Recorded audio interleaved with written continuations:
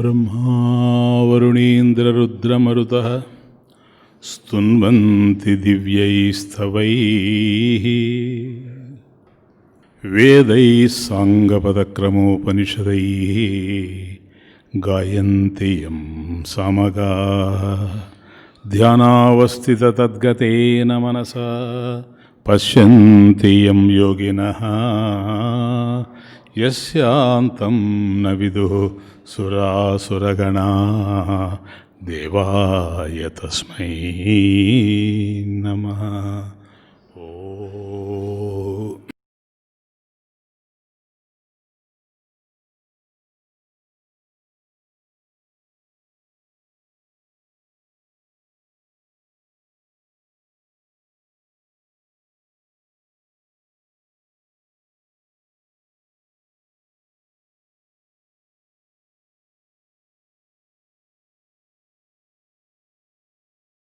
ఒక దశలో మనం ఈ ప్రపంచంలోకి వచ్చాం. అలా మనం రాకముందు ఈ ప్రపంచంలో మనం లేం. ఒక దశలో వచ్చాం, అలాగే ఒక కాలంలో కూడా వచ్చాం. ఒక దశలో ఒక కాలంలో వచ్చాం గనక అంతకుముందు ఉన్నటువంటి దశలో కాలంలో మనం లేం. మనం లేకపోవచ్చు, కానీ మనం వస్తే ఇక్కడ మన మనుగడను కొనసాగించడానికి అనువైనటువంటి ప్రపంచం మాత్రం సిద్ధమయ్యే ఉండింది.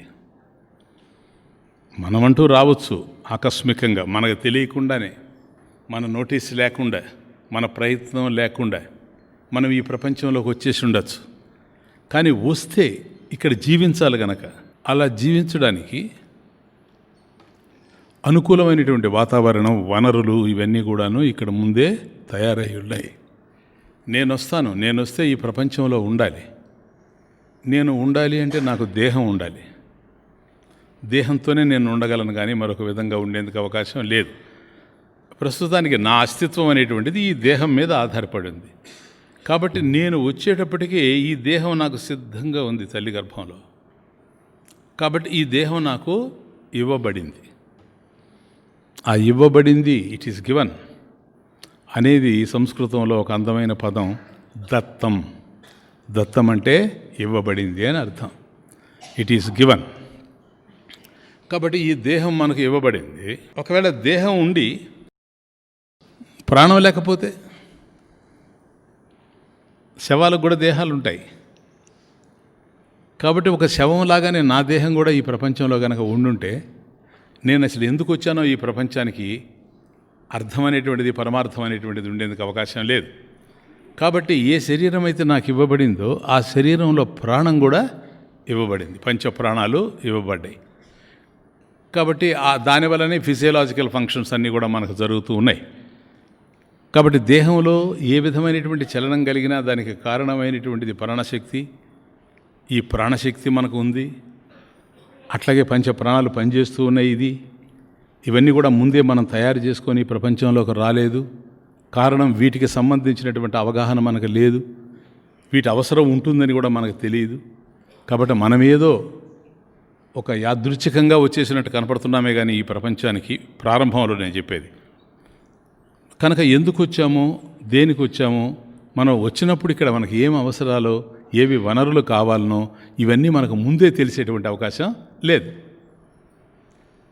కాబట్టి అమాయకంగా ఈ ప్రపంచంలో కెవ్వమని కేకేస్తూ తల్లి గర్భంలో నుంచి మనం వచ్చాం. ఇక్కడికి వచ్చిన తర్వాత కొన్ని తెలుస్తూ ఉన్నాయి. అదే పసితనంలో పసిబిడ్డగా ఉండేటప్పుడు ఏం తెలిసే అవకాశం లేదు. కాబట్టి నాకు ఒక ప్రాణం ఒకటి ఉంది అనేది కూడా తెలియదు. అట్లాగే గుండె ఒకటి ఉంది, ఆ గుండె కొట్టుకుంటూ ఉంది, దీనివల్ల రక్త ప్రసారం జరుగుతూ ఉంది అనేది కూడా నాకు తెలియదు. కానీ తెలియకపోయినా ఇవన్నీ కూడా నాకు ఇవ్వబడ్డాయి కనుక ఇది దత్తం. ఎప్పుడైతే దత్తం అని అన్నామో, ఇట్ ఈస్ గివన్ అని, given by whom, giver is there. అది దత్తం ఎప్పుడైతే ఉందో దాత ఉండాడు అని అర్థం. ఇది నాకు ఇవ్వబడింది అంటే ఇది ఎవరి చేత నాకు ఇవ్వబడింది. ఆ నాకు ఎవరి చేత అయితే ఇవ్వబడిందో అతడు దాత. ఎవరికి? అందరికీ సార్, ఒక్కరికి కాదు. కాబట్టి నాకు దేహం వచ్చింది, నాలో ప్రాణం ఉంది, అట్లాగే నాలో గుండె ఉంది, ఇవన్నీ కూడా పనిచేస్తూ ఉన్నాయి. ఇవన్నీ నాకు ఇచ్చినటువంటి వాడు దాత. ఆయన ఇచ్చాడు గనక ఇది దత్తం, నాకు ఇవ్వబడింది. నాకు ఇవ్వబడింది కనుకనే ఇక్కడ నాకు స్వేచ్ఛ లేకుండా పోయింది. ఏవైతే నాకు ఇవ్వబడ్డాయో అవి ఇలా ఇవ్వాలి అలా ఇవ్వాలని కోరుకునేటువంటి స్వేచ్ఛ అసలు లేకుండా పోయింది. చాయిస్ లేదు. కాబట్టి నేను ఇంత పొడుగుండాలి అని నేను నిర్ణయించుకోలేను, నేను ఇంత అందంగా ఉండాలి అని నేను నిర్ణయించుకోలేను, నేను ఎర్రగా ఉండాలి నల్లగా ఉండాలి ఇలా నేను నిర్ణయించుకోలేను. ఎందుకని? ఇది ఇవ్వబడింది కనుక ఆ ఇచ్చినవాడు ఎందుకు ఇచ్చాడో అది వాడికే తెలిసి ఉండాలి, కానీ నాకు తెలిసేటువంటి అవకాశం లేదు. కనుక ప్రారంభ దశలో కాకపోయినా తరువాత దశలో మనలో కొన్ని కోరికలు కదిలిన తరువాత నేను ఇలా ఉంటే బాగుండేది, అక్కడి నుంచి బయలుదేరతాయి. నేను ఇలా ఉంటే బాగుండేది, నాకు వీళ్ళు కాకుండా వాళ్ళు తల్లిదండ్రులు అయి ఉంటే బాగుండేది, నేను ఆ ప్రదేశంలో పుట్టుంటే బాగుండేది, నేను ఆ కాలంలో పుట్టుంటే బాగుండేది, నాకు వాళ్ళు అన్నదమ్ములు అయి ఉంటే బాగుండేది, నేను ధనికుడుగా ఉంటే బాగుండేది. ఇవన్నీ తర్వాత వస్తాయి మనకు. కానీ మొట్టమొదట ఇవన్నీ కూడా మనం కోరుకునేటువంటి అవకాశం లేదు. ఎందుకు కోరుకునే అవకాశం లేదు స్వామీజీ అంటే పరిమితమైనటువంటి జ్ఞానంతో ఉన్నాం కనుక, లిమిటెడ్ నాలెడ్జ్. కాబట్టి ఎప్పుడైతే మనం పరిమితమైనటువంటి జ్ఞానంతో ఉన్నామో వేసే ప్రతి అడుగు తప్పే ఉంటుంది. జీవితంలో కూడా ఇది బాగా అర్థం చేసుకోవాలా. మనం ఎంతకాలం జీవిస్తూ ఉండినా ఎప్పుడో ఒకప్పుడు ప్రతిసారి ఎవరో ఒకరిని అపార్థం చేసుకుంటూ పోతాం. ఎవరిని అపార్థం చేసుకుంటాము అని అంటే ఎవరిని అర్థం చేసుకోలేమో వాళ్ళని అపార్థం చేసుకుంటాం. ఎందుకంటే మన స్థాయి వాళ్ళు కాకపోవడమే కారణం. కాబట్టి మనకు ఉండేటువంటి జ్ఞానం పరిమితంగా ఉంటుంది. అపరిమితమైనటువంటి జ్ఞానం కలిగినటువంటి వాళ్ళు, పూర్ణ జ్ఞానం కలిగినటువంటి వాళ్ళు, అటువంటి వాళ్ళని మనం అందుకునేటువంటి అవకాశం లేకుండా పోతుంది. కనుకనే సాధ్యమైనంత వరకు ఇతరులని, అంటే మనకన్నా గొప్పవాళ్ళని అర్థం చేసుకోవడం కన్నా అపార్థం చేసుకోవడమే ఎక్కువగా ఉంటుంది. ఇది జీవితం అంతా కూడా కొనసాగుతూ పోతుంది. కాబట్టి దాత ఎవరో అతను మనకు దత్తం ఇవన్నీ ఇచ్చాడు గనక ఇదంతా ఇచ్చిన వాడే నీకు అవసరమని ఈ ప్రపంచాన్ని కూడా ఇచ్చాడు. అవునా? దేహమును ఇచ్చాడు, ప్రపంచాన్ని ఇచ్చాడు. ప్రపంచం ఎప్పుడైతే ఉందో ప్రపంచంలో ఒక నియతి ఉన్నట్టుగా కనపడతా ఉంది. ఏ జ్ఞానం లేకపోయినా సామాన్యంగా ఆలోచన చేసినప్పటికి కూడాను ఈ ప్రపంచంలో ఏదో ఒక నియతి ఉంది. ఇదిగో నేను రాయి పైకేసాను, అది కింద పడింది, ఇదిగో ఈ దీపాన్ని పట్టుకున్నాను, ముట్టుకున్నాను, అది నాకు కాలింది, నీళ్లు చల్లగా ఉన్నాయి, చెట్లు వీస్తూ ఉన్నాయి, అక్కడి నుంచి గాలి వస్తూ ఉంది, మేఘాలు తిరుగుతూ ఉన్నాయి. ఇవన్నీ మనం చూసినప్పుడు గాలి కూడా ఏదో వస్తుంది, గాలి లేకపోతే నేను ఉండలేకపోతున్నాను, గాలి పీలుస్తూ ఉన్నాను.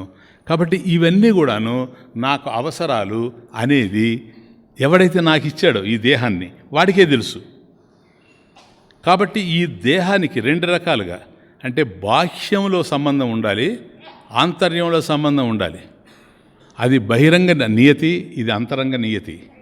కాబట్టి బహిరంగ నియతి, బాహ్య ప్రపంచంలో ఏదైతే ఆర్డర్ ఉందో ఆ ఆర్డర్కి అనుగుణంగానే నేను జీవించాలి. బాహ్య ప్రపంచంలో నాకు ఆక్సిజన్ ఉంది, ఆ ఆక్సిజన్ని తీసుకొని నేను జీవిస్తూ ఉన్నా. నాకు ఆక్సిజన్ అవసరం లేదని నేను అనుకుంటే అయ్యే పని కాదు. కాబట్టి బాహ్యంలో ఆక్సిజన్ అందుతూ ఉంది కదా, ప్రాణవాయువు నాకు. కానీ దాన్ని పీల్చుకోవడానికి నా లోపల కూడాను నియతి ఉంది, ఆర్డర్ ఉంది. కాబట్టి నేను ఆ గాలిని పీల్చుకొని బ్రతుకుతూ ఉన్నా. కాబట్టి బాహ్యంలో ఉండేటువంటి వనరులన్నింటినీ కూడా తయారు చేసి పెట్టినటువంటి వాడు ఆంతర్యంలో నాకు ఏ విధమైనటువంటి పరిస్థితి కావాలనో అవంతా కూడా తయారు చేసి పెట్టాడు. అది ఆంతరంగిక నియతి, ఇది బహిరంగ నియతి. ఈ రెండు కూడా ఒకటి చేతిలోనే ఉన్నాయి.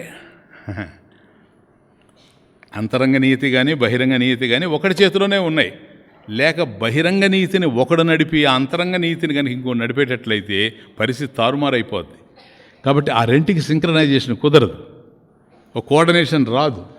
కాబట్టి ఆ రెండు కలిసే ఉండాలంటే ఒకడే. కాబట్టి ఒకే దాత అటు బాహ్యాన్ని ఇటు ఆంతర్యాన్ని నింపుతూ పోతూ ఉండాడు. అయితే వీటి విషయంలో నాకు కొద్దిగా అండర్స్టాండింగ్ చిన్నప్పుడు, అదే పెరుగుతూ వచ్చింది. కాబట్టి ఇవి ఏమిటని నేను అర్థం చేసుకుంటూ వచ్చాను. కాబట్టి చిన్నతనంలో మనం కేవలం ఊయల్లో పడుకునేటటువంటి దశలో మనకి ఏమీ తెలియదు ఈ ప్రపంచాన్ని గురించి, అంతరంగ నీతి కానీ బహిరంగ నీతి కానీ. రాను రాను రాను రాను కొంత అర్థమవుతా ఉంది. ఆకలి అయితే ఏడవడమే తెలుసు చిన్నతనంలో, కానీ ఆకలి అయితే పాలు కావాలనేది కూడాను కొద్ది పెరిగేటప్పుడే తెలుస్తుంది. కానీ మనకు తెలియని దశలో తల్లికి తెలుస్తుంది. కాబట్టి తల్లి మనకు పాలు పట్టిస్తూ ఉంటుంది. కాబట్టి ఈ అవసరాలన్నీ ఉన్నాయి. ఇవన్నీ నాకు తెలుసా? నాకు తెలియదు. ఎందుకు నాకు తెలియదు? నా శక్తులు పరిమితంగా ఉన్నవి. అందుకని నేను అన్నీ కోరుకోలేను. క్రమేపీ కోరుకుంటాడు మనిషి. ఇప్పుడు ఫస్ట్ ఫారం సెకండ్ ఫారం చదివేటప్పుడు వాడికి కొన్ని లక్షల రూపాయలు కావాలని వాడు అనుకోడు. కావాలంటే ₹1 కావాలనుకుంటాడేమో. కాబట్టి మనిషి పెరిగే కొద్దీ నాకు ఇవి కావాలి అవి కావాలి అనిపిస్తూ ఉంటుంది. మరి ఆ దశలో ఎందుకు కోరుకోలేదని కనుక మనం ఆలోచించినట్లయితే ఆ ఇచ్ఛాశక్తి, క్రియాశక్తి, ఇవన్నీ కూడా జ్ఞానశక్తి. కాబట్టి జ్ఞానశక్తి చాలా తక్కువ, పరిమితమైనటువంటి జ్ఞానం కలిగి ఉన్నాడు. కాబట్టి శక్తి అయితే ఉంది కానీ పూర్ణంగా లేదు. కాబట్టి ఏదైతే తనకు తెలుసో జ్ఞానం ఉందో ఆ జ్ఞానానికి సంబంధించిన దాన్నే కోరుకుంటాడు. ఎవడు కోరుకున్నా కూడా తనకు తెలిసిన దాన్ని కోరుకుంటాడేమో కానీ తెలియని దాన్ని కోరుకోలేడు. కాబట్టి జ్ఞానశక్తి మీద ఇచ్ఛాశక్తి ఆధారపడి ఉంది. కాబట్టి ఇచ్ఛాశక్తి ఉన్నప్పుడు క్రియాశక్తి కూడా దానికి అనుకూలంగా ఉండాలి. కాబట్టి ఏదైతే నేను కోరుకుంటూ ఉన్నానో దాన్ని సాధించగలిగేటువంటి శక్తి సామర్థ్యాలు, నేర్పరితనము నాకు ఉండాలి. కానీ ఆ విషయంలో కూడా నేను పరిమితంగా ఉన్నా. కాబట్టి అవన్నీ ఉన్నాయి. ఇచ్ఛాశక్తి నాకుంది, జ్ఞానశక్తి నాకుంది, క్రియాశక్తి నాకుంది. కానీ ఇవి పరిపూర్ణంగా లేవు గనక నేను ఆశించినటువంటి ఫలితాలు రావడం లేదు, పూర్ణంగా లేవు గనక. కాబట్టి చిన్నతనంలో ఏది అవసరమైనా ఏడ్చేవాడిని, అదొక్కటే తెలుసు. కాబట్టి కొంత సైకాలజీ తల్లికి తెలుసు కనుక, ఓహో ఈ సమయంలో ఏడుస్తూ ఉన్నాడు కాబట్టి బిడ్డకు ఆకలి అయింది, ఈ సమయంలో ఏడుస్తూ ఉన్నాడు కనుక బిడ్డకు స్నానం చేయించాలి అని ఇట్లాంటివన్నీ కూడాను తల్లికి తెలిసి ఉంటాయి. కాబట్టి ఇది స్నానం చేయించేటువంటి టైము కాదు, పాలు పట్టించేటువంటి టైము కాదు. అయినప్పటికీ కూడా బిడ్డ ఏడుస్తూ ఉన్నాడు అని అంటే నిజమైన తల్లి అయితే ఆలోచిస్తుంది ఏమని, అరే రే నేను కింద ఆరవేసినటువంటి బట్టలు పెట్టాను ఊయల్లో, దాని మీద పండబెట్టాను, దానికి అది నేను మళ్ళీ చెట్టు మీద ఆరేసి వచ్చాను, దానికి ఏమైనా చీమలు ఉన్నాయా అని బిడ్డనెత్తుకొని చూస్తే చీమలు ఉంటాయి. ఆ చీమలు కుడుతూ ఉంటే వాడు ఏడవడానికి కారణమై ఉంటుంది. కానీ ఇవి ఏవి కూడాను వాడికి తెలిసింది ఒక్కటే, ఓన్లీ ఇన్స్ట్రుమెంట్ ఏడవడం. వాడు ఏడుస్తూ పోతుంటాడు, కానీ తల్లి మాత్రం ఆయా పరిస్థితులను బట్టి బిడ్డ స్థితిని తెలుసుకుంటూ ఉంటుంది.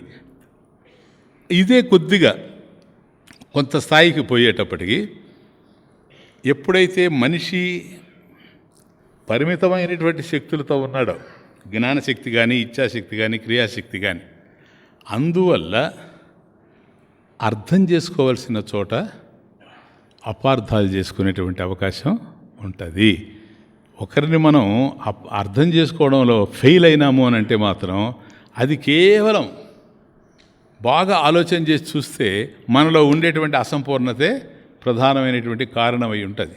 అందువల్ల మన దుఃఖానికి, మన బాధలకి చాలామంది కారణం అనుకుంటూ ఎంతోమందిని నిందిస్తూ పోతాం. ఈ ప్రపంచంలో ఎంతోమందిని దూషిస్తూ పోతాం. ఇది చిన్నతనం నుంచి ఉంటుంది. నువ్వు ఏడవడానికి అన్న కారణం అనుకుంటావు, చిన్నప్పుడే అక్క కారణం అనుకుంటావు, తండ్రి కారణం అనుకుంటావు, స్నేహితుడు కారణం అనుకుంటావు. వీటన్నిటి మధ్య ఉండేది ఏంటంటే ఒక అపార్థం చేసుకునేటువంటి లక్షణం. ఈ అపార్థం ఎందుకు వచ్చిందంటే పూర్ణ జ్ఞానం లేకపోవడం వల్ల వచ్చింది. క్లియర్? కానీ ఇది ఒక్క మంచి చేసి పెట్టింది. జీవితంలో ఇది ఒక మంచి చేసి పెట్టింది. ఎందుకని? ఎంతోమందిని నేను అపార్థం చేసుకుంటున్నా, అర్థం చేసుకోలేకపోతున్నా, ఎందరినో బాధిస్తున్నా, నా వల్ల ఎంతోమంది బాధపడుతున్నారు. వీటంతటికీ కారణం ఏమిటా అని ఆలోచిస్తే ఇవన్నీ కలిపి ఏం చేశాయో తెలుసా? ఈ కష్టాలన్నీ కలిపి మనకన్నా అతీతమైనటువంటి శక్తి, మనకున్న శక్తిలో మనం అర్థం చేసుకోలేకపోతున్నాం కనుక ఈ నియంతని ప్రపంచాన్ని నియతిని అర్థం చేసుకోలేకపోతున్నాం. ఈ నియతిని సృష్టించినటువంటి నియంతని అర్థం చేసుకోలేకపోతున్నాం. కాబట్టి బాహ్యం అర్థం కావడం లేదు, ఆంతర్యం అర్థం కావడం లేదు. కాబట్టి నాకన్నా ఏదో శక్తి కావాలి. నాకుండే శక్తి పరిమితం అని తెలుస్తూ ఉంది కనుక అది పాయింట్. నా జ్ఞానశక్తి పరిమితం, నా క్రియాశక్తి పరిమితం, నా ఇచ్ఛాశక్తి పరిమితం. కాబట్టి నాకన్నా మించినటువంటి శక్తి, ఒక అమోఘమైనటువంటి శక్తి, అద్భుతమైనటువంటి శక్తి ఈ ప్రపంచంలో ఉంది ఎక్కడో అని ఒక భావన కదులుతుంది కదా. ఈ భావన కదలడానికి ఏదైతే మనకు సహకరించాయో ఇంతవరకు, నువ్వు చేసుకున్న అపార్థాలు కావచ్చు, దోషాలు కావచ్చు, మరొకటి కావచ్చు, తప్పులు కావచ్చు, ఇవన్నీ నీకు సహకరించాయి. ఎందుకని? అవన్నీ కలిపి నిన్ను ఈ స్థితికి తీసుకొని వచ్చి పెట్టాయి. That's the point. ద్రౌపదిని నిండు సభలో చీరబట్టి లాగుతూ ఉంటే అంతకన్నా దుఃఖమా? ఇప్పుడు ఏ శక్తి చూస్తే ఇప్పుడు ఏం చేస్తుంది? అంత నిండు సభలో దుశ్శాసనుణ్ణి పట్టి చంపేటువంటి శక్తి ద్రౌపదికి ఉందా? లేదు. క్రియాశక్తిలో మహావీక్గా ఉంది. మరి ఏం చేయాలి? ఇచ్ఛాశక్తి ఉంది, సరిపోదు. ఈ బాధ నుంచి బయటపడాలి. ఎట్లా? వాడు చీరలు బట్టి లాగుతూ ఉన్నాడు, ఏం చేయాలని అర్థం కాలేదు. అప్పుడు ఎక్కడి నుంచి అయితే సహాయం వస్తుందో ఆ వైపు తిరగాల, అంతకన్నా మార్గం లేదు. ఎవరు సహాయం చేస్తారు అక్కడ? కౌరవ సభలో పాండవులే చేయాలి. వాళ్ళు అక్కడే ఉన్నారు. ధర్మరాజు ఉన్నాడు, భీముడు ఉన్నాడు, అర్జునుడు ఉన్నాడు, నకులుడు ఉన్నాడు, సహదేవుడు ఉన్నాడు. వీళ్ళందరూ అక్కడే ఉండారు. చూస్తూ ఉంది వాళ్ళ వైపు, తలదించుకుంటున్నారే కానీ హెల్ప్ చేసేటువంటి కండిషన్లో లేరు. అప్పుడు ద్రౌపది ఏం చేయాలి? ఏదైనా చేసి ఉండొచ్చు. ఇంతకన్నా భయంకరమైనటువంటి పరిస్థితి జీవితంలో ఉండదు కనుక ఒకవేళ ఆ సమయానికి ఆత్మహత్య చేసుకొని ఉండొచ్చు, సూసైడ్. చిన్న చిన్న కారణాలతో చదువుకునే బిడ్డలు కూడా ఆత్మహత్యలు చేసుకుంటున్నారు కదా. కారణాలే కనపడడం లేదు, నిష్కారణంగా చచ్చిపోతూ ఉన్నారు. దానికి కారణం ఎవరు? పరిస్థితులు కాదు. ఎందుకని ఆ పరిస్థితులనే ఇంకొకరు ఎదుర్కొంటూ ఉన్నారు కనుక ద్రౌపదికి ఆ పరిస్థితిని అర్థం చేసుకున్నది. చచ్చిపోవచ్చు, చచ్చిపోతే ఆ ప్రాబ్లం వాడికి సాల్వ్ అయిపోద్ది. ఇంకా వాడు వలవలు తీసేది లేదు, ఏమీ లేదు, వలవలతో తగలబెట్టడమే. కానీ చచ్చిపోలేదు, ఆత్మహత్య చేసుకోలేదు. ఓ మేడకి మేడ మీద నుంచి పడిపోవచ్చు, మేడలు ఉన్నాయి వాళ్ళకి, కానీ ఆ పని చేయలేదు. లేదు, పక్కనే నది, బ్రహ్మాండమైన నదులు ప్రవహిస్తూ ఉన్నాయి, ఆ నదుల్లో తల మునకేసుకోవచ్చు, దూకి చచ్చిపోవచ్చు. అది చేయలేదు. ఎందుకని?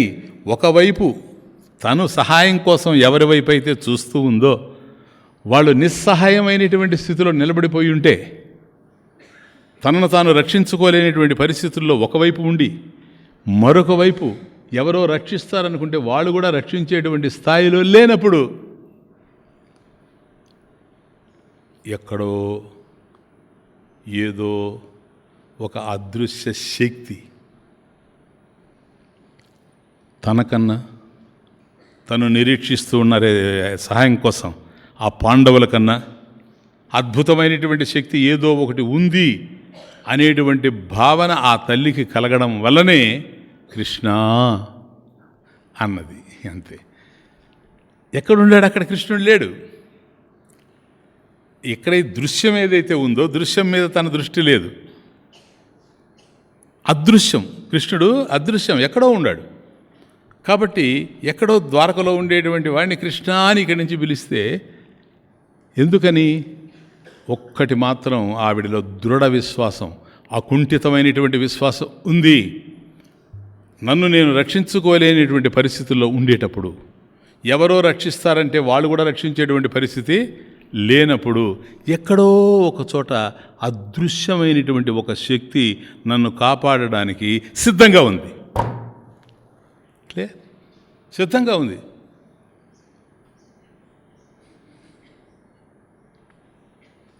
ఇది ద్రౌపదికి ఉంటే అందరికీ ఉంది.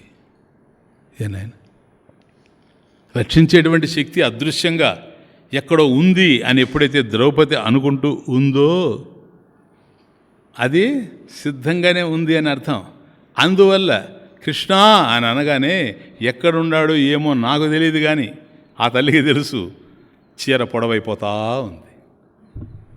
ఎంతసేపు లాగినా కూడా నా చీరని దుశ్శాసనుడు లాగలేకపోయాడు. ఎందుకని? ఎక్కడి నుంచి అయితే అందాలనో ఆ సహాయం అందింది. ఆ సహాయం దృశ్యంగా అవసరం లేదు, అది అదృశ్యమైనటువంటి శక్తి యొక్క సహాయం. ఆ అదృశ్య శక్తి ఏదో అదే భగవంతుడు, అదే భగవతి. సరేనా? కాబట్టి అది ఉంది. అంటే ఒక ద్రౌపదే కాదు, మీరు ఇప్పుడు సపోజ్ గజేంద్రుడిని తీసుకోండి.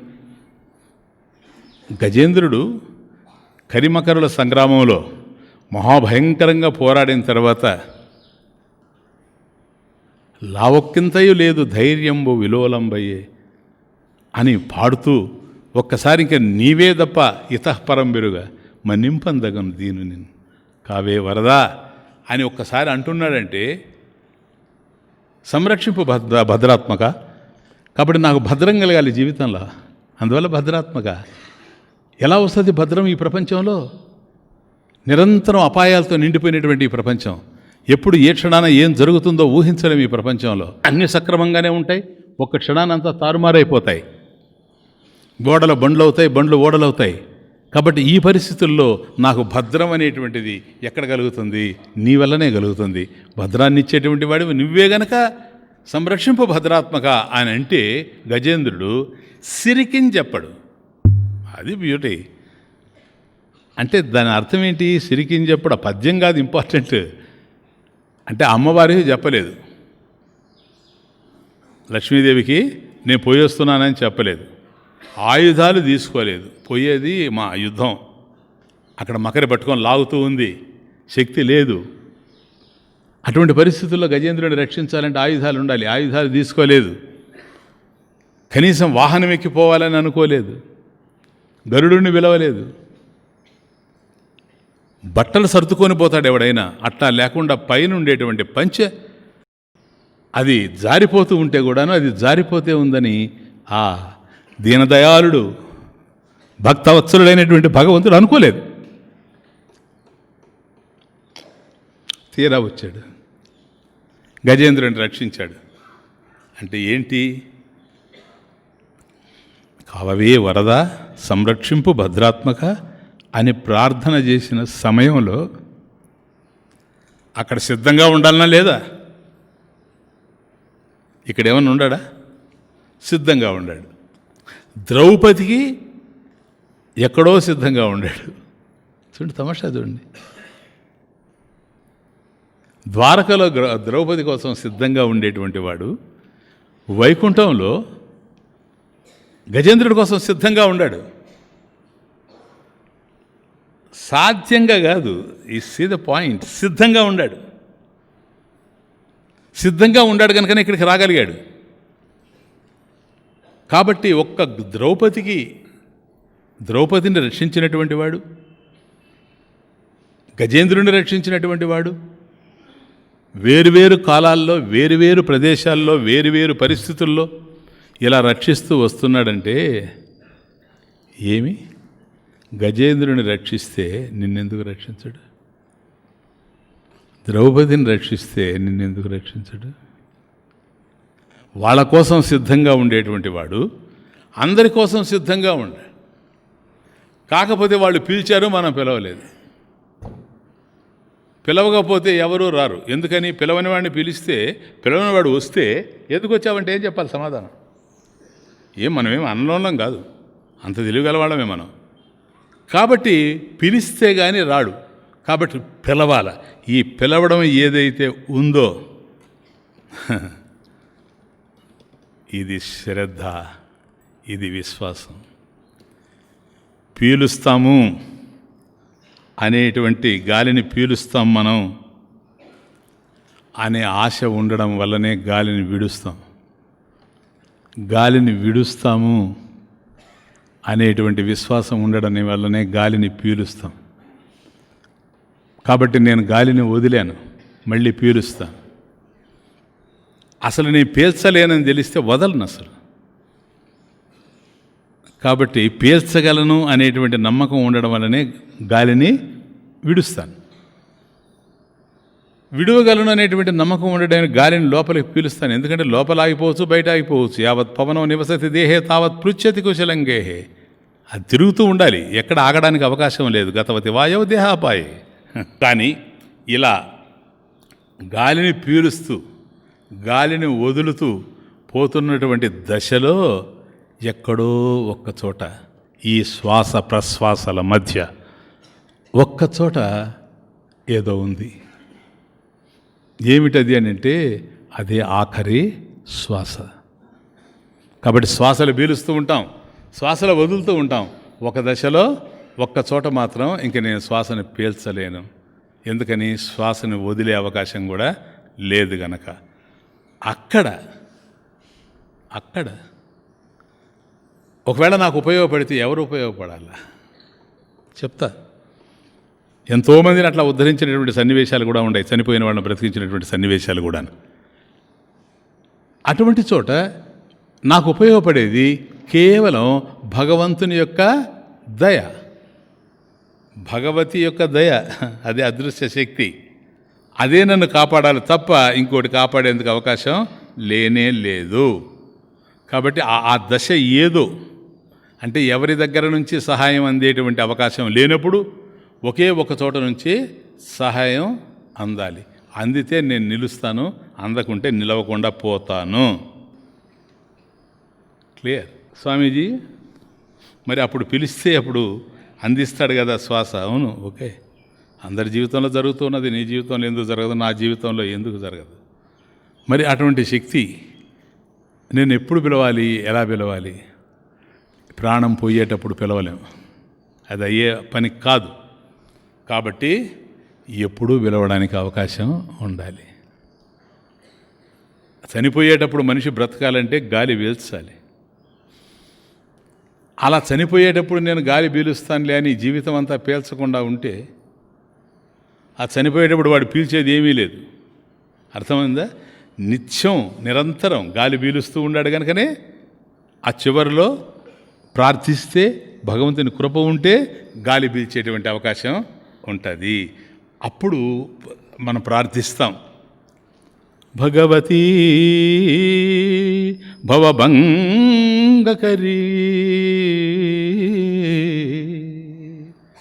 శంకర భగవతీ భవభంగకరీం భక్తిం భద్రార్థదే ప్రసీద మమ ప్రసీద. అమ్మ, నన్ను నువ్వు కరుణించు, నన్ను నువ్వు రక్షించు. ఎందుకని? అదృశ్య శక్తి, శక్తి స్వరూపిణి అమ్మవారు పార్వతీదేవి.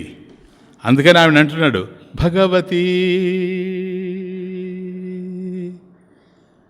స్వామి నిమిత్త కారణం భగవాన్, అమ్మవారు ఉపాదాన కారణం భగవతి. కాబట్టి భగవతి భవభంగకరి, కాబట్టి జీవితంలో ఉండేటువంటి కష్టాలనే కాకుండా, భవం అంటే సంసారం, భవభంగకరీం, ఈ సంసారాన్ని కూడా నశింపజేసేటువంటి ఓ తల్లి, నాకు నేను ఒకటే నిన్ను ప్రార్థిస్తూ ఉన్నా ఈ దశలో, భక్తిం భద్రార్ధదే ప్రసీద మమ, భక్తిం భద్రార్ధదే ప్రసీద మమ, మమ ప్రసీద. అమ్మా నన్ను అనుగ్రహించు, నన్ను రక్షించు, సరేనా? ఏది నా చేతిలో లేదు, తుమ్మడం నా చేతిలో లేదు, దగ్గడం నా చేతిలో లేదు. కనీసం దగ్గడం నా చేతిలో ఉంటే కొద్ది మెలోడియస్గా దగ్గగలను. అది లోపల నుంచి తన్నుకొని వస్తుంటే బ్యా అనడమే కానీ అంత కూడా కంట్రోల్, దీన్నే ఇలాంటి దాన్నే నేను కంట్రోల్ చేయలేను, పోయే ప్రాణాన్ని నేనేం కంట్రోల్ చేస్తానమ్మా. కాబట్టి భద్రార్ధదే ప్రసీద మమ, కాబట్టి నన్ను రక్షించు. ఏంటయ్యా ఇప్పుడు నీకు వచ్చిన బాధ? ఏం లేదు, నువ్వు ఎంతో చేశావు, అన్నిటినీ అందుకున్నాను, నీకు ఏమీ చేయలేకపోయాను.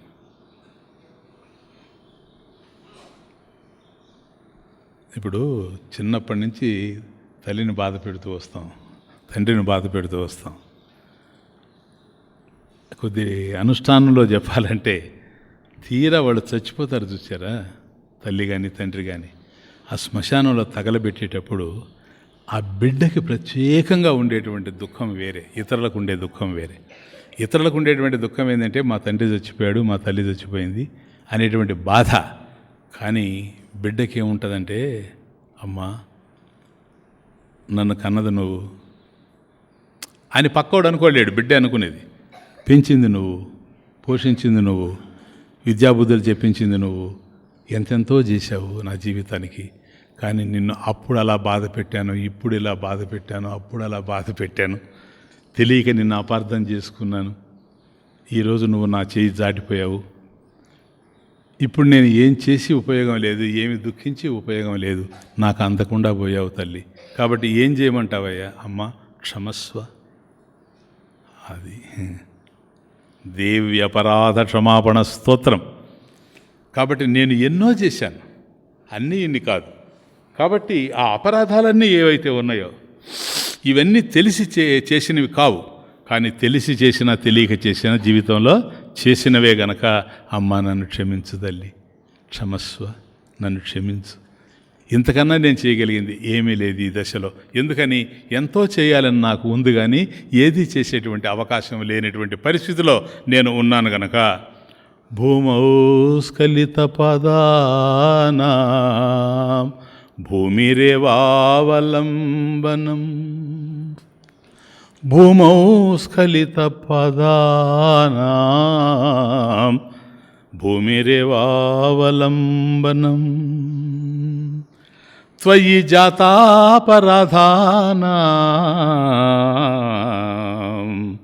త్వమేవాలంబనం మాతా, త్వమేవాలంబనం మాతా. ఒక్కసారి పైనుంచి కనుక మనం కింద పడితే భూమి నిలుపుతుంది మనల్ని. భూమి నిలుపుతుంది కానీ కాళ్ళో చేతిలో విరుగుతాయి. అదే భూమి మీదనే నడుస్తూ నడుస్తూ నడుస్తూ స్లర్షీగా ఉంటే, బురదగా ఉంటే జారి పడ్డామనుకోండి, పైనుంచి పడ్డప్పుడు భూమిని పట్టుకొని నిలుస్తాం. భూమి మీదనే జారినప్పుడు ఎవరిని పట్టుకోవాలా? అంతే. భూమౌ స్ఖలిత పదానాం భూమిరేవావలంబనం. ఆధారం ఏంటి? ఆలంబనం ఏంటంటే భూమే. కాబట్టి ఏ భూమి మీద మనం జారిపడ్డామో ఆ భూమిని పట్టుకొని నిలవాల్సిందే, కానీ మరొకటి పట్టుకొని నిలవడానికి అక్కడ ఏమీ లేదు. అట్లాగే త్వయి జాతాపరాధానాం త్వమేవాలంబనం మాతా. కాబట్టి భూమి మీద జారి పడితే భూమినే పట్టుకొని ఏ విధంగా అయితే నిలవాలనో అట్లాగే అమ్మ నీ విషయంలో నేను చేసినటువంటి అపరాధాలు ఏవైతే ఉన్నావో వాటి నుంచి నేను నీకు చేసిన అపరాధాలన్నింటినీ కూడా పోగొట్టుకోవాలంటే నిన్ను ఆశ్రయించడం కన్నా మరొక మార్గం లేదు. భూమి మీద జారినప్పుడు భూమిని పట్టుకొని నిలవాలి. తల్లి విషయంలో మనం చేసినటువంటి అపరాధానికి తల్లిని మనం క్షమాపణ కోరుకోవాలి తప్ప మరొకటి అవకాశం లేదు గనక మాతా క్షమస్వ, అమ్మ నన్ను క్షమించు. ఏంటయ్యా ఇప్పుడు చేయి జారిపోయింది కదా, వ్యవహారం అయిపోయింది, చేయి జారిపోయింది, అపరాధాలు జరిగిపోయినాయి కదా, ఇప్పుడు ఎవరు రక్షించాలా ఎట్లా అని అంటే చేత్తోనే భూమిని పట్టుకొని నిలిచేది. నాకు ఇప్పుడు అనిపిస్తూ ఉంది ఏమని, ఓహో జారితే చెయ్యి భూమి మీద పెట్టి ఎట్లాగైతే ఉంటామో త్వయి జాతాపరాధానం, అమ్మ నీ విషయంలో చేసినటువంటి అపరాధం ఏదైతే ఉందో దాంట్లో కూడాను ఈ చేతినే ఉపయోగించుకోవాలి నేను, ఇంకొక మార్గమే లేదు. శాస్త్రం ఎంత అద్భుతంగా చెప్పిందంటే అయం మే హస్తో భగవాన్, అయం మే హస్తో భగవాన్. అయం అంటే ఇది అని అర్థం. అయం మే హస్త భగవాన్, నా చెయ్యి ఏదైతే ఉందో ఇదే భగవంతుడు. తమర్చుకోండి, ఇప్పుడు జారాను ఆయన, నేను పడాలి, ఇప్పుడు పడకుండా ఉండాలంటే చెయ్యి ఉండాలనా లేదా? భూమి చెయ్యి మీద పెట్టి, చెయ్యిని భూమి మీద పెట్టి నిలిచాను అనుకోండి, అప్పుడు నేను రక్షింపబడ్డానికి కారణం ఎవరు? చెయ్యే కదా. రక్షించేవాడు ఎవడైనా భగవంతుడే, రక్షస్యతి విశ్వాస. కాబట్టి నా చెయ్యి నన్ను రక్షించింది. అందుకని శాస్త్రం అన్నది అయం మే హస్తో భగవాన్, మే హస్త, అయం మే హస్త భగవాన్ ఇది. కాబట్టి నా చెయ్యి ఏదైతే ఉందో అదే నాకు దేవుడు. ఇంకొక పక్కనే అయం మే హస్తో భగవత్తరః, అయం మే హస్తో భగవాన్, ఈ నా చెయ్యి ఏదైతే ఉందో ఇది భగవంతుడు. అయం మే హస్త భగవత్తరః, ఇది ఒక తమాషా.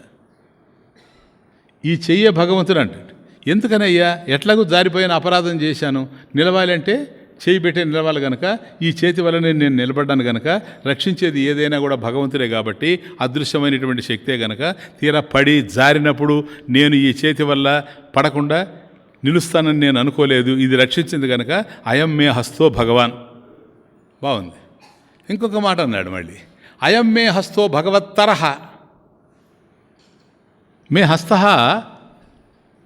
అయం మే హస్త భగవత్తరః, నా చెయ్యి ఏదైతే ఉందో ఇది భగవంతుడి కంటే కూడాను గొప్పది. ఇది క్రిటికల్ శాస్త్రం. ఎందుకనే తెలుసా? భగవంతుడు రక్షిస్తాడు కనుక భగవంతుడు గొప్పవాడు అన్నాము. ఇప్పుడు నేను జారితే నా చేతి వల్లనే నిలిచాను గనక నా చెయ్యిని నేను ఇప్పుడు అనుకుంటున్నా, ఎందుకని ఇది నన్ను రక్షించింది కనుక ఇది భగవంతుడని. కానీ ఇంకొక మాట ఏమిటంటే అయం మే హస్తో భగవత్తరః, అంటే కేవలం భగవంతుడితో సమానం కాదు, భగవంతుడి కన్నా నా చెయ్యి గొప్పది, భగవంతుని కన్నా నా చెయ్యి గొప్పది. ఇదొక శ్లేష. ఎందుకంటే శివాత్ పరతరం నాస్తి అంటే పూర్వ రోజుల్లో ద్రావిడ దేశంలో శివాత్ పరతరం నాస్తి, శివాత్ శివుని కంటే మహేశ్వరుని కంటే పరతరం శ్రేష్ఠుడు అనేటువంటి వాడు నాస్తి నా అస్తి అని అంటే, ఆ రాజుగారి కొలువులో ఒక భక్తుడు ఉన్నాడు. అతను అన్నాడట, ఏమయ్యా ఏమంటావని. అస్తి ద్రోణమతః పరం, అతను అస్తి ఉందయ్యా ఇంకోటి, శివాత్పరతరం నాస్తి, శివుడి కన్నా మించినటువంటిది లేదని రాజుగారంటే, ఇతను అంటాడు అస్తి ద్రోణం అతః పరం, అతః పరం శివుని కంటే కూడాను. తుమ్మి పువ్వు ఉండా, ద్రోణం అంటే తుమ్మి పువ్వు, ద్రోణం అస్తి తుమ్మి పువ్వు ఉంది అన్నాడట. ఇదేంటయ్యా, శివుడి కన్నా కూడా తుమ్మి పువ్వు గొప్పది ఏంటంటే, తుమ్మి పువ్వు గొప్పది కాకపోతే ఆ తుమ్మి పువ్వుని తీసుకెళ్ళి ఆయన తల మీద ఎందుకు పెడతాం? కాబట్టి శివుడికి తుమ్మి పువ్వు అంటే చాలా ఇష్టం. ద్రోణం అంటే తుమ్మి పువ్వు అని అర్థం. ఆ తుమ్మి పువ్వుని తీసుకెళ్ళి ఆయన యొక్క తల మీద పెడుతున్నాం కదా, అది అంతకన్నా గొప్పది కాకపోతే తల మీద ఎందుకు పెట్టుకుంటారు ఎవరైనా? ఇప్పుడు ఎవరైనా శరమును ధరించారు అని అంటే అది ఎంతో శ్రేష్టమైన వస్తువు ఉండాలి కదా అని. కాబట్టి ఆ ద్రోణం ఏదైతే ఉందో, తుమ్మె పువ్వు ఏదైతే ఉందో, అది పూజకి ప్రతిరూపము. అది పూజకు ప్రతిరూపము. దాన్ని పెట్టేది ఉండదు చూసారా, అది నా చెయ్యి. శివలింగం మీద తుమ్మె పువ్వుని పెట్టేది నా చెయ్యి. అయం మే హస్తో భగవన్, అయం మే హస్తో భగవత్తరః. కాబట్టి ఈ పూజ చేసేటువంటి చెయ్యి భగవంతుడితో సమానమైనటువంటిది. ఎందుకని ఇలా పూజ చేసే, ఇలా ప్రార్థనలు చేసే, ఇలా కీర్తనలు చేసే, ఇలా స్మరించే మనం భగవత్ శక్తిని మనలోకి తెచ్చుకుంటూ ఉన్నాం కనుక అలా చేయడానికి సహకరించేటువంటి చెయ్యి భగవంతుడు. కాదు భగవంతుడి కన్నా ఎక్కువ. ఎందుకని భగవంతుడిని మన జీవితంలోకి తీసుకొస్తూ ఉంది గనక. కాబట్టి ఎప్పుడు కూడాను శ్రేష్టమైన దానికోసమే చూస్తూ పోవాలి. దేవి అపరాధ క్షమాపణ స్తోత్రం ప్రారంభంలో ఆచార్యుల వారు మీకు చెప్పాను, ప్రబోధ సుధాకరం అని ఒక అద్భుతమైనటువంటి గ్రంథం రచించారని. దాంట్లో ఒక చక్కని శ్లోకం చెప్తారు. కాబట్టి ఇట్లా ఉంది. కాబట్టి మనం కేవలం భగవంతుడి కంటే కూడా భగవంతుడిని పూజించేటువంటి చేతులు గొప్పవి, భగవంతుడికి ఉపయోగపడేటువంటి పూజా ద్రవ్యాలు తుమ్మె పువ్వు లాంటివి కూడా గొప్పవి అని చెప్పుకుంటున్నాం కనుక ఓ మనసా ఒక్కసారి ఆలోచన చేయి. ఎందుకని చిన్నతనంలో నీకు ఆలోచన చేసేటువంటి శక్తి లేదు, నీకు జ్ఞానశక్తి తక్కువ, ఇచ్ఛాశక్తి తక్కువ, అట్లా క్రియాశక్తి తక్కువ. కానీ అవి ఇప్పుడు క్రమేపీ పెరుగుతూ వచ్చాయి. ఈ దశలో నీకు జ్ఞానశక్తి ఉంది కాబట్టి ఏది శ్రేయస్సో ఏది కాదో నీకు అర్థం కావాలా, ఏది ప్రేయస్సు ఏది శ్రేయస్సు అని నీకు అర్థం కావాలా. కాబట్టి ఆ చిన్ననాడు నీకు బాల్యంలో తెలియకపోయి ఉండొచ్చు, కానీ ఇప్పుడు తెలియాల్సినటువంటి అవసరం ఉంది. అందుకని ఏం చేయాలి? చేతః చంచలతాం విహాయ. ప్రబోధ సుధాకరం అత్యద్భుతమైనటువంటి గ్రంథం. దాంట్లో చక్కని శ్లోకం, చేతశ్చంచలతాం విహాయ పురతః సంధాయ కోటిద్వయం. చేతశ్చంచలతాం విహాయ పురతః సంధాయ కోటిద్వయం. తత్రైకత్ర నిధేహి సర్వవిషయాన్ అన్యత్ర చ శ్రీపతిం. విశ్రాంతిర్హితం అస్యః క్వని తయోర్మధ్యే తదాలోచ్యత. యుక్త్యావానుభవేన యత్ర పరమానందశ్చ తత్సేవ్యత. చేతః చంచలతాం విహాయ. చేతః అంటే ఓ చిత్తమా, ఓ మనసుకు చెప్తూ ఉన్నాడు. ఎందుకంటే ఈ స్తోత్రం దేవి అపరాధ స్తోత్రం, అపరాధ క్షమాపణ స్తోత్రం మనసు చేయాలి. ఆ మనసుకు చెప్తున్నాడు, ఓసే మనసా నువ్వు మొట్టమొదటి ఒకటి చెయ్యి. చేతః అంటే చిత్తమా, ఓ మనసా చంచలతాం విహాయ. నీకు చంచలత్వం ఎక్కువ, ఎప్పుడు ఏ విషయం మీద కూడా స్థిరంగా నిలవవు. ఈ చంచలత్వమే నీ జీవితాన్ని అంతా దెబ్బ కొడుతుంది. ఎక్కడికి పోయినా ఉపయోగం లేదు. గ్రంథం దగ్గర పోయినా చంచలత్వం ఉంటుంది, గురువు దగ్గర పోయినా చంచలత్వం ఉంటుంది. కాబట్టి చంచలతాం విహాయ అంటే విడిచిపెట్టి. చేతః చంచలతాం విహాయ పురతః అంటే ముందు, నీ ముందు నేను ఒకటి చెప్తున్నా. సంధాయ కోటిద్వయం అంటే త్రాసులు ఉంటాయి కదా, 2 త్రాసులు ఉంటాయి కదా, ఈ పక్కోటి ఆ పక్కోటి సిబ్బి, దాన్ని సంధాయ నిలుపుకో. కాబట్టి నేను ఒక పని చెప్తా నీకు, ఓ మనసా నువ్వు ఒక తక్కెడని పెట్టుకో ముందు, బ్యాలెన్స్. కోటిద్వయం 2 సిబ్బిలు ఉంటాయి దానికి. తత్ర అక్కడ ఏకత్ర నిధేహి, ఏకత్ర ఒక సిబ్బిలో, నిధేహి ఉంచు. ఏంటి? సర్వ విషయాన్ ఈ ప్రపంచంలో ఏవేవైతే ఉన్నాయో అవన్నీ తీసుకొచ్చి ఒక సిబ్బిలో పెట్టావు.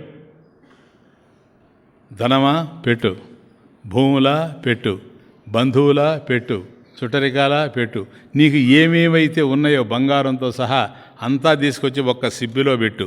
తత్ర ఏకత్ర నిదేహి సర్వ విషయాన్. తర్వాత అన్యత్ర శ్రీపతిం, అన్యత్ర చ శ్రీపతిం. ఇంకో దాంట్లో భగవంతుడిని పెట్టు. కాబట్టి 2 సిబ్బెల్లో ఒక్క సిబ్బెలో ఇవన్నీ పెట్టు.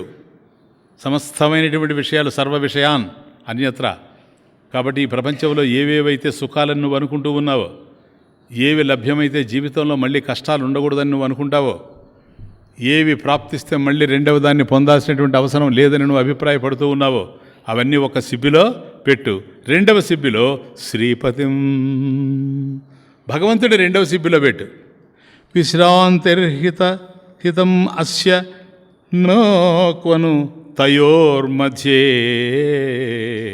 తదాలోచ్యతాం. తయోర్మధ్యే, ఉభయోహ మధ్యే, ఆ రెంటి మధ్యలో ఇప్పుడు ఆలోచించు. తదాలోచ్యతాం ఏమని? విశ్రాంతి. ఎక్కడ నీ మనసు ప్రశాంతతను పొందుతూ ఉందో, ఎక్కడ విశ్రాంతిని పొందుతూ ఉందో, ఈ 2 సిబ్బిల్లో పెట్టావు గనక అక్కడ మొగ్గు ఎక్కడొస్తుందో చూడు. నువ్వు ఏ కష్టాలు లేకుండా, ఏ క్లేశాలు లేకుండా, ఏ బాధలు లేకుండా, ఏ కన్నీళ్ళు లేకుండా, మనసు నొచ్చుకోకుండా, గుండెని పిండుకోకుండా, కన్నీళ్లు గార్చకుండా ఆనందంగా నువ్వు జీవించాలనుకుంటే దీనివల్ల సాధ్యమో దానివల్ల సాధ్యమో ఆలోచించు. యుక్త్యావానుభవేన, యుక్తితో, లాజిక్ బాగా ఆలోచన చేయి. తార్కికంగా యుక్త్యా వా అనుభవేన, నీ అనుభవంలో కూడా చూడు. ఎత్ర పరమానందశ్చ, ఎత్ర ఎక్కడైతే పరమానంద చ నీకు పరమానందం కలుగుతూ ఉందో, అంటే నశించినటువంటి ఆనందం పరమానందం. ఆనందాలు ఉంటాయి మనకు, ఒక క్షణం వస్తాయి, ఒక క్షణం పోతాయి. అట్లా కాకుండా ఎప్పుడూ ఉండేటువంటి ఆనందం, నిత్యమైనటువంటి ఆనందం ఈ 2 చోట్ల ఎక్కడైతే కలుగుతుందో తత్ సేవ్యతాం, తత్ దానిని నువ్వు అనుసరిస్తూ పో. సేవ్యతాం, దాన్ని సేవిస్తూ పో. ఎందుకని? నీకోసమే ఈ తక్కెడ పెట్టుకొని, ఈ త్రాసు పెట్టుకొని, ఏది నాకు ఆనందాన్ని ఇస్తుందని ఆలోచన చేసి ప్రపంచమే కనుక ఆనందాన్ని ఇచ్చేటట్లయితే ఇంతవరకు ప్రపంచంలో చూసిన ఆనందాన్ని ఇవ్వగలిగి ఉండాలి. ప్రపంచంలో ఉండేటువంటి భోగాలని, దరిద్రాలు ఏవైతే అనుకుంటున్నామో అవి ఇంతవరకు అనుభవించాం గనక వాటి వల్ల ఆనందం కలగాలి. ఇంతవరకు కలగనివి, ఇంతవరకు ఇవ్వనివి ఇక మీదట కలిగిస్తాయని, ఇస్తాయని మనం అభిప్రాయపడడానికి అవకాశం లేదు కనుక. 2వది శ్రీపతి. కాబట్టి భగవంతుడు అది నిజమైనటువంటి నిధి, అందుకని శ్రీపతి అన్నాడు. కాబట్టి లక్ష్మీపతి, నిజమైనటువంటి లక్ష్మి, నిజమైనటువంటి ఐశ్వర్యం అది. కాబట్టి అది కావాలనో ఇది కావాలనో తెలుసుకో. ఎక్కడ నీకు ప్రశాంతత దొరుకుతుందో ఆలోచించుకో అని చెప్పిన తర్వాత, అంటే ఈ ప్రబోధ సుధాకరంలో ఈ విషయం ఎప్పుడైతే చెప్పారో దీనివల్ల మనం ఒక నిర్ణయానికి వస్తాం. ఏది నాకు ఆనందాన్ని ఇస్తుంది, సరేనా? ఆ ఇచ్చేది ఏదో అది దేవుడే, అది దేవి, అదే దేవుడు, అదే దేవి. ఆ దేవి విషయంలో మనం ఇంతకాలం చేసింది అపరాధం. క్లియర్? ఎందుకని? ఆమె అన్నీ ఇచ్చింది మనకు, సమస్తం ఇచ్చింది, పుట్టుకతోనే ఇచ్చింది, నువ్వు ఏమి అడగకుండానే ఇచ్చింది, నీకు ఏ నాలెడ్జే లేదు, పరిమితమైనటువంటి జ్ఞానంతో ఉండేటువంటి నీకు ఇవన్నీ కూడా అందించింది. అంత ఇచ్చిన దాన్ని అతి తేలిగ్గా మర్చిపోయినాం. ఏమీ అడగల, 2 చేతులు అయితే దండం పెట్టడానికి కూడా నోచుకోకుండా పోయాం. ఆమె ఇచ్చినటువంటి 2 చేతులతో హాయిగా భోంచేస్తున్నామే కానీ ఆ 2 చేతులు ఇచ్చి భోజనం పెట్టినటువంటి తల్లికి నమస్కరించాలి అనేటువంటి భావన మన దగ్గర లేకుండా పోయింది. ఇంతకన్నా అపరాధం ఏమన్నా ఉందే జీవితంలో? కాబట్టి దేవి, ఆ ప్రకాశించేటువంటి తల్లి ఎవరో దేవి, అపరాధ క్షమాపణ స్తోత్రం. ఆమె విషయంలో, దేవి విషయంలో చేసినటువంటి అపరాధం ఉందే, ఆ అపరాధాన్ని క్షమించమని మనం ఇప్పుడు ప్రార్థిస్తూ ఉన్నాము. వీళ్ళు తమాషిది స్తోత్రం అంటాడు, దేవి అపరాధ క్షమాపణ స్తోత్రం, అమ్మవారిని క్షమించమని కోరేటువంటి స్తోత్రం. కానీ ప్రారంభంలో నాకు స్తోత్రం రాదంటాడు. ఇది తమాషా. That is Shankara. స్తోత్రం అని ఆయనే అన్నాడు. నాకు ఆ హెడింగ్ చూస్తానే ఆశ్చర్యం వేసి నవ్వు వస్తుంది. స్తోత్రం అన్నాడు దీన్ని, దేవి అపరాధ క్షమాపణ స్తోత్రం. కానీ అంటాడు నాకు ఏం స్తోత్రం రాదు, ఇది రాదు, ఇది రాదని. కాబట్టి ఆమె దేవి. దేవి అంటే ఏ ధాతువులో నుంచి వచ్చిందంటే దీవ్యతే, దీవ్యతే, ద్యోతతే ఇది దేవి అంటే ప్రకాశించేటువంటిది అని అర్థం. దీవ్యతే ద్యోతతే ఇది అంటే నిరంతరం కూడా ప్రకాశించేటువంటిది. అంటే ఏదైనా ప్రకాశించాలంటే మరో చాలా అవసరం అయి ఉంటాయి కదా. ఓ దీపం కావాలి, దీపం ప్రకాశించాలి. దీపం ప్రకాశించాలంటే దీపంలో నూనె ఉండాలి, ఒత్తి ఉండాలి, అవి ఉండాలి, ఇవి ఉండాలి, ఇవన్నీ ఉండాలి. కానీ అట్లా కాకుండా స్వప్రకాశం అంటే తానే ప్రకాశ స్వరూపం, ప్రకాశైక స్వరూపం. అలాంటిది ఏదన్నా ఉంటే అది చైతన్యమే కానీ రెండవ అది కాదు గనక. కాబట్టి ఏ దేవినైతే నేను ప్రార్థిస్తూ ఉన్నానో ఆమె చైతన్య స్వరూపిణి, చైతన్య ప్రకాశం ఆమెది. సరేనా? కాబట్టి ఇప్పుడు నేను ప్రార్థిస్తూ ఉన్నా. ఇప్పుడు ఆ దేవి ఎక్కడుంది? ఇప్పుడు నేను ఇటు కూర్చొని ప్రార్థించాను నాయన, నేను లోపల ఏం చేస్తున్నానో ఎవరికి తెలుసు? ఇప్పుడు మీరు చూశారనుకోండి, మీ మనసులో ఏది ఉంటే అది ఊహించుకుంటారు. స్వామీజీ ప్రార్థన చేస్తున్నాడు ఏమని ఒకరు అనుకోవచ్చు, ఇంకోటని ఇంకొకరు అనుకోవచ్చు, ఏదో రకరకాలుగా ఉంటాయి. కానీ లోపల మనం ప్రార్థిస్తూ ఉన్నాము అని అంటే ఆత్మానం దేవీ రూపేణ భావయేత్, ఆత్మానం దేవీ రూపేణ భావయేత్. కాబట్టి ఆత్మరూపంలో ఏ దేవి అయితే ఉందో, పరమాత్మ స్వరూపంగా చైతన్య స్వరూపంగా ఆమెను ప్రార్థిస్తూ ఉన్నా, అంతే కదా. లేకపోతే లోపల నువ్వు ప్రార్థించేది ఆమెకి ఎట్లా తెలుసు? ఆమె లోపల కూడా ఉండాలి. అందువల్ల మీకు మొదటే అన్నాను, మనం ఈ ప్రపంచానికి వచ్చినప్పుడు అటు బహిరంగ నియతి, ఇటు అంతరంగ నియతి, ఈ రెండింటినీ పరమేశ్వరుడు తయారు చేశాడు. కానీ మనకు అర్థం కాలేదని ఇప్పుడు మనకు అర్థమవుతా ఉంది. ఏమని?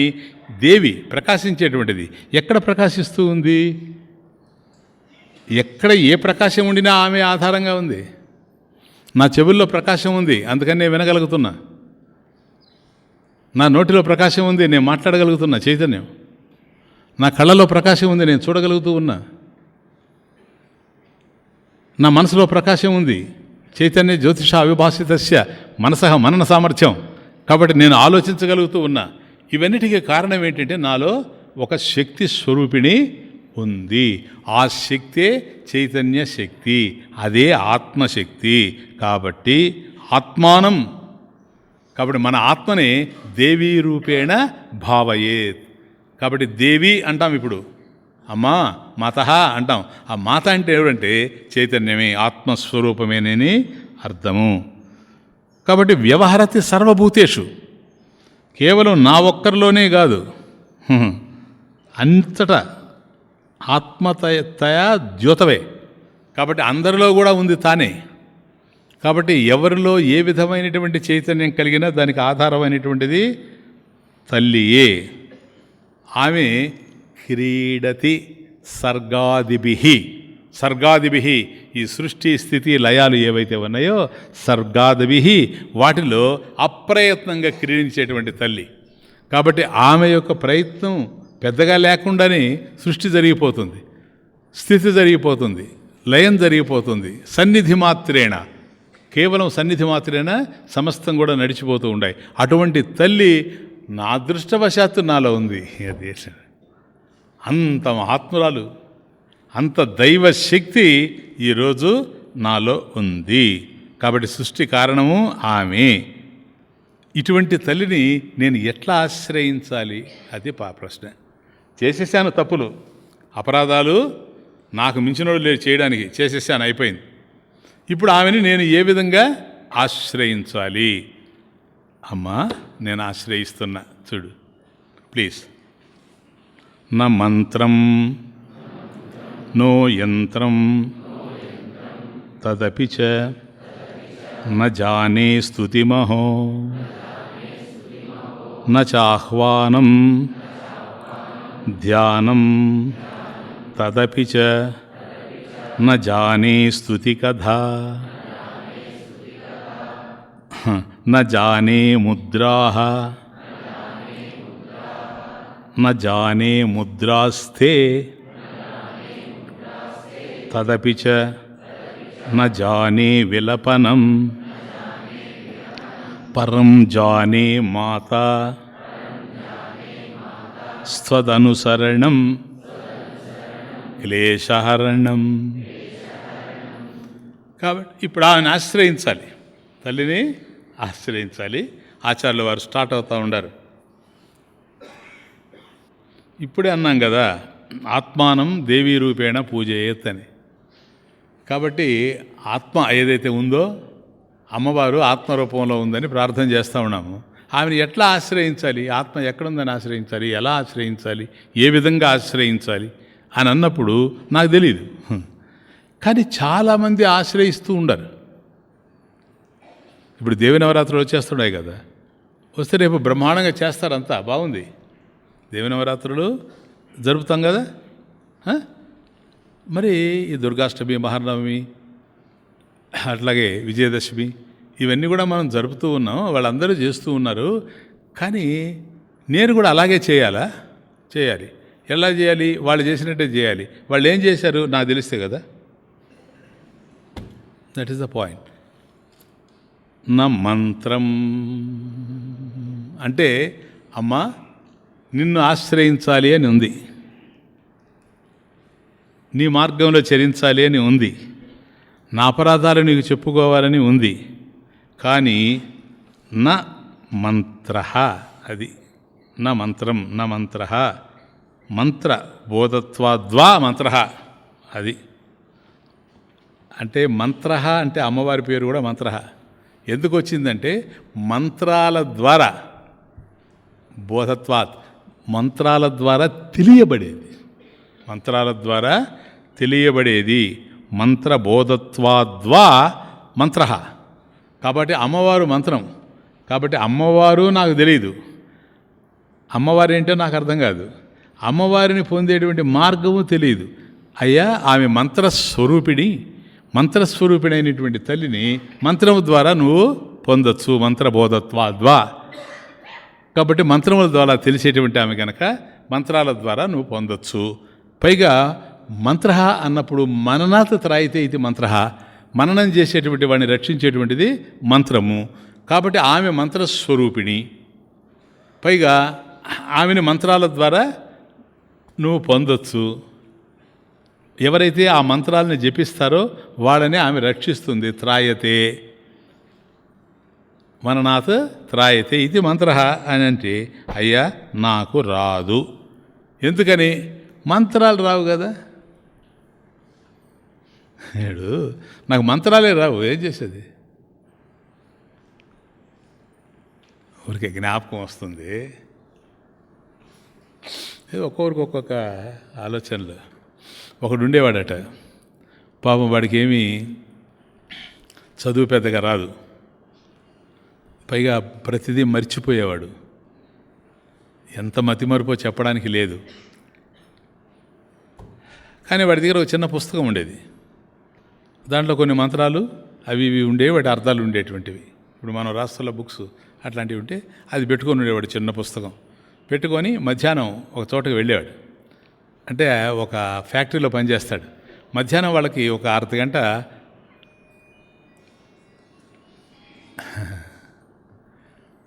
ఖాళీగా వదులుతారు విశ్రాంతి తీసుకోవడానికి భోంచేసిన తర్వాత.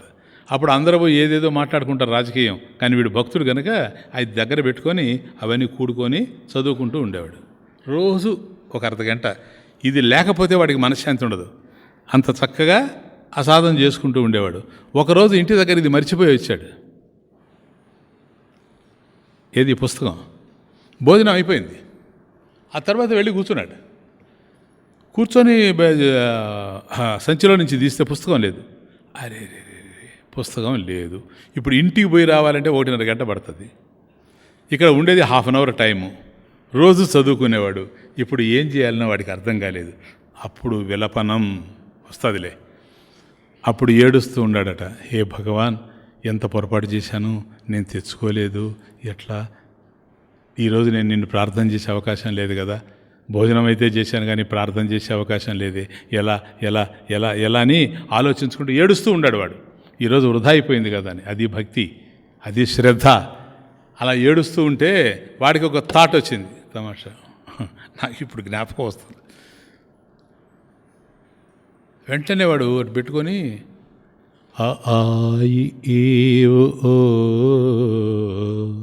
సిదిస్ ఆయి ఈవు ఓ రు రోలు ఏ ఓ ఓ అమ్మ కక్కాగాయని చచ్చా జజాయిని టట్టా డఢాన తథా దధాన పాప పాప బభామా యారారాలావా శాషాసాహ క్షా. నిజంగా చెప్పండి, మీరు చెప్తారు ఇప్పుడు అక్షరాలని, నేను అడగను, డోంట్ ఫీల్. ఎందుకు చెప్తానంటే అని వరుసగా చెప్పేసి అక్షరమణిమాల మొత్తం అందరికి ఆశ్చర్యంగా ఉందంట. వీడు రోజు రాగాలు తీస్తూ ఏదేదో పాడేవాడు, శ్రీరాముని జయత్యాసన, నేను ఇదేంటి ఇది, ఈ అక్షరాలు చెప్తున్నాడు ఏంటని. వాడంతా అయిన తర్వాత, హే భగవాన్, నేను రోజు చేసే ప్రార్థనల పుస్తకం తెచ్చుకోలేదు, నాకేమీ జ్ఞాపకం రాదు, అందుకని నిన్ను నేను ప్రార్థించలేను. కానీ ఏ ప్రార్థనలు అయితే నేను చేశానో ఆ ప్రార్థనల్లో ఉండేటువంటి పదాల్లో ఏ అక్షరాలు అయితే ఉన్నాయో అవి ఇవే కదా. ఇంకేమన్నా అక్షరాలు ఉన్నాయా? కాబట్టి నువ్వు ఒక్కటి చేయి భగవాన్, ఇక మీదట ఎప్పుడు మర్చిపోయి తెచ్చుకుంటా. ఈరోజు అక్షరాలన్నీ చెప్పేశాను కనుక ఆ అక్షరాల్లో నుంచి నువ్వు తీసి కంపోజ్ చేసుకో, బాగుండే. కాబట్టి ఏ అక్షరం ఎక్కడ కావాలో నువ్వు సర్దుకో, ఆ మాత్రం నాకు సహాయం చేయలేవంటే భగవంతుడు అనుకున్నాడట, ఎంతమంది ప్రార్థనలు చేశారో కానీ ఇంత అద్భుతమైన ప్రార్థన నేను ఎక్కడా చూడలేదు. ఎందుకని ఎవరికి రాలా ఈ ఆలోచన, వాడికే వచ్చింది. కారణం ఏంటి? భక్తి. భక్తి భక్తిరేవ గరీయసి. అందువల్ల భక్తి చాలా ఉన్నతమైంది కనుక ఇలా తీసుకుపోతుంది. మంత్రాలు రాకపోయినా మంత్రాలను వినిపించినట్టు అయింది. నా మంత్రం నా యంత్ర. ఇక తర్వాత యంత్రం. పూజలో ప్రధానమైనటువంటిది యంత్రం. అంటే అమ్మవారికి యంత్రం వేసి ఆ యంత్రంలో ఆమెను నిలబెడతాడు, అదొక పద్ధతి, యంత్రశాస్త్రం. సో మాకు మంత్రాలు రావు, మంత్రశాస్త్రం లేదు, యంత్రాలు రావు, యంత్రశాస్త్రం లేదు. యంత్రశాస్త్రం కనుక ఉంటే యంత్రం వేసి అమ్మ నువ్వు ఇక్కడ ఉండు, అది యంత్రం అంటే బిగించేది, ఇక అక్కడి నుంచి కదలనివ్వడు. కాబట్టి ఇదిగోమ్మ నువ్వు ఇక్కడ ఉండు, నా కోసం నీ బిడ్డగా నేను ప్రార్థిస్తూ ఉన్నా, నువ్వు ఇక్కడ ఉండు. నీకేం కావాలి? భోజనం కావాలన్నా నేను చూస్తా, స్నానమా నేను, అభిషేకం కాబట్టి భోజనం సమస్తం, వింజామరలు విసురుతా, నిద్రపుచ్చుతా, లాలిపాటలు పాడతా, అంతా చేస్తా, నువ్వు ఇక్కడ ఉండు, నన్ను కాపాడుతూ ఉండు.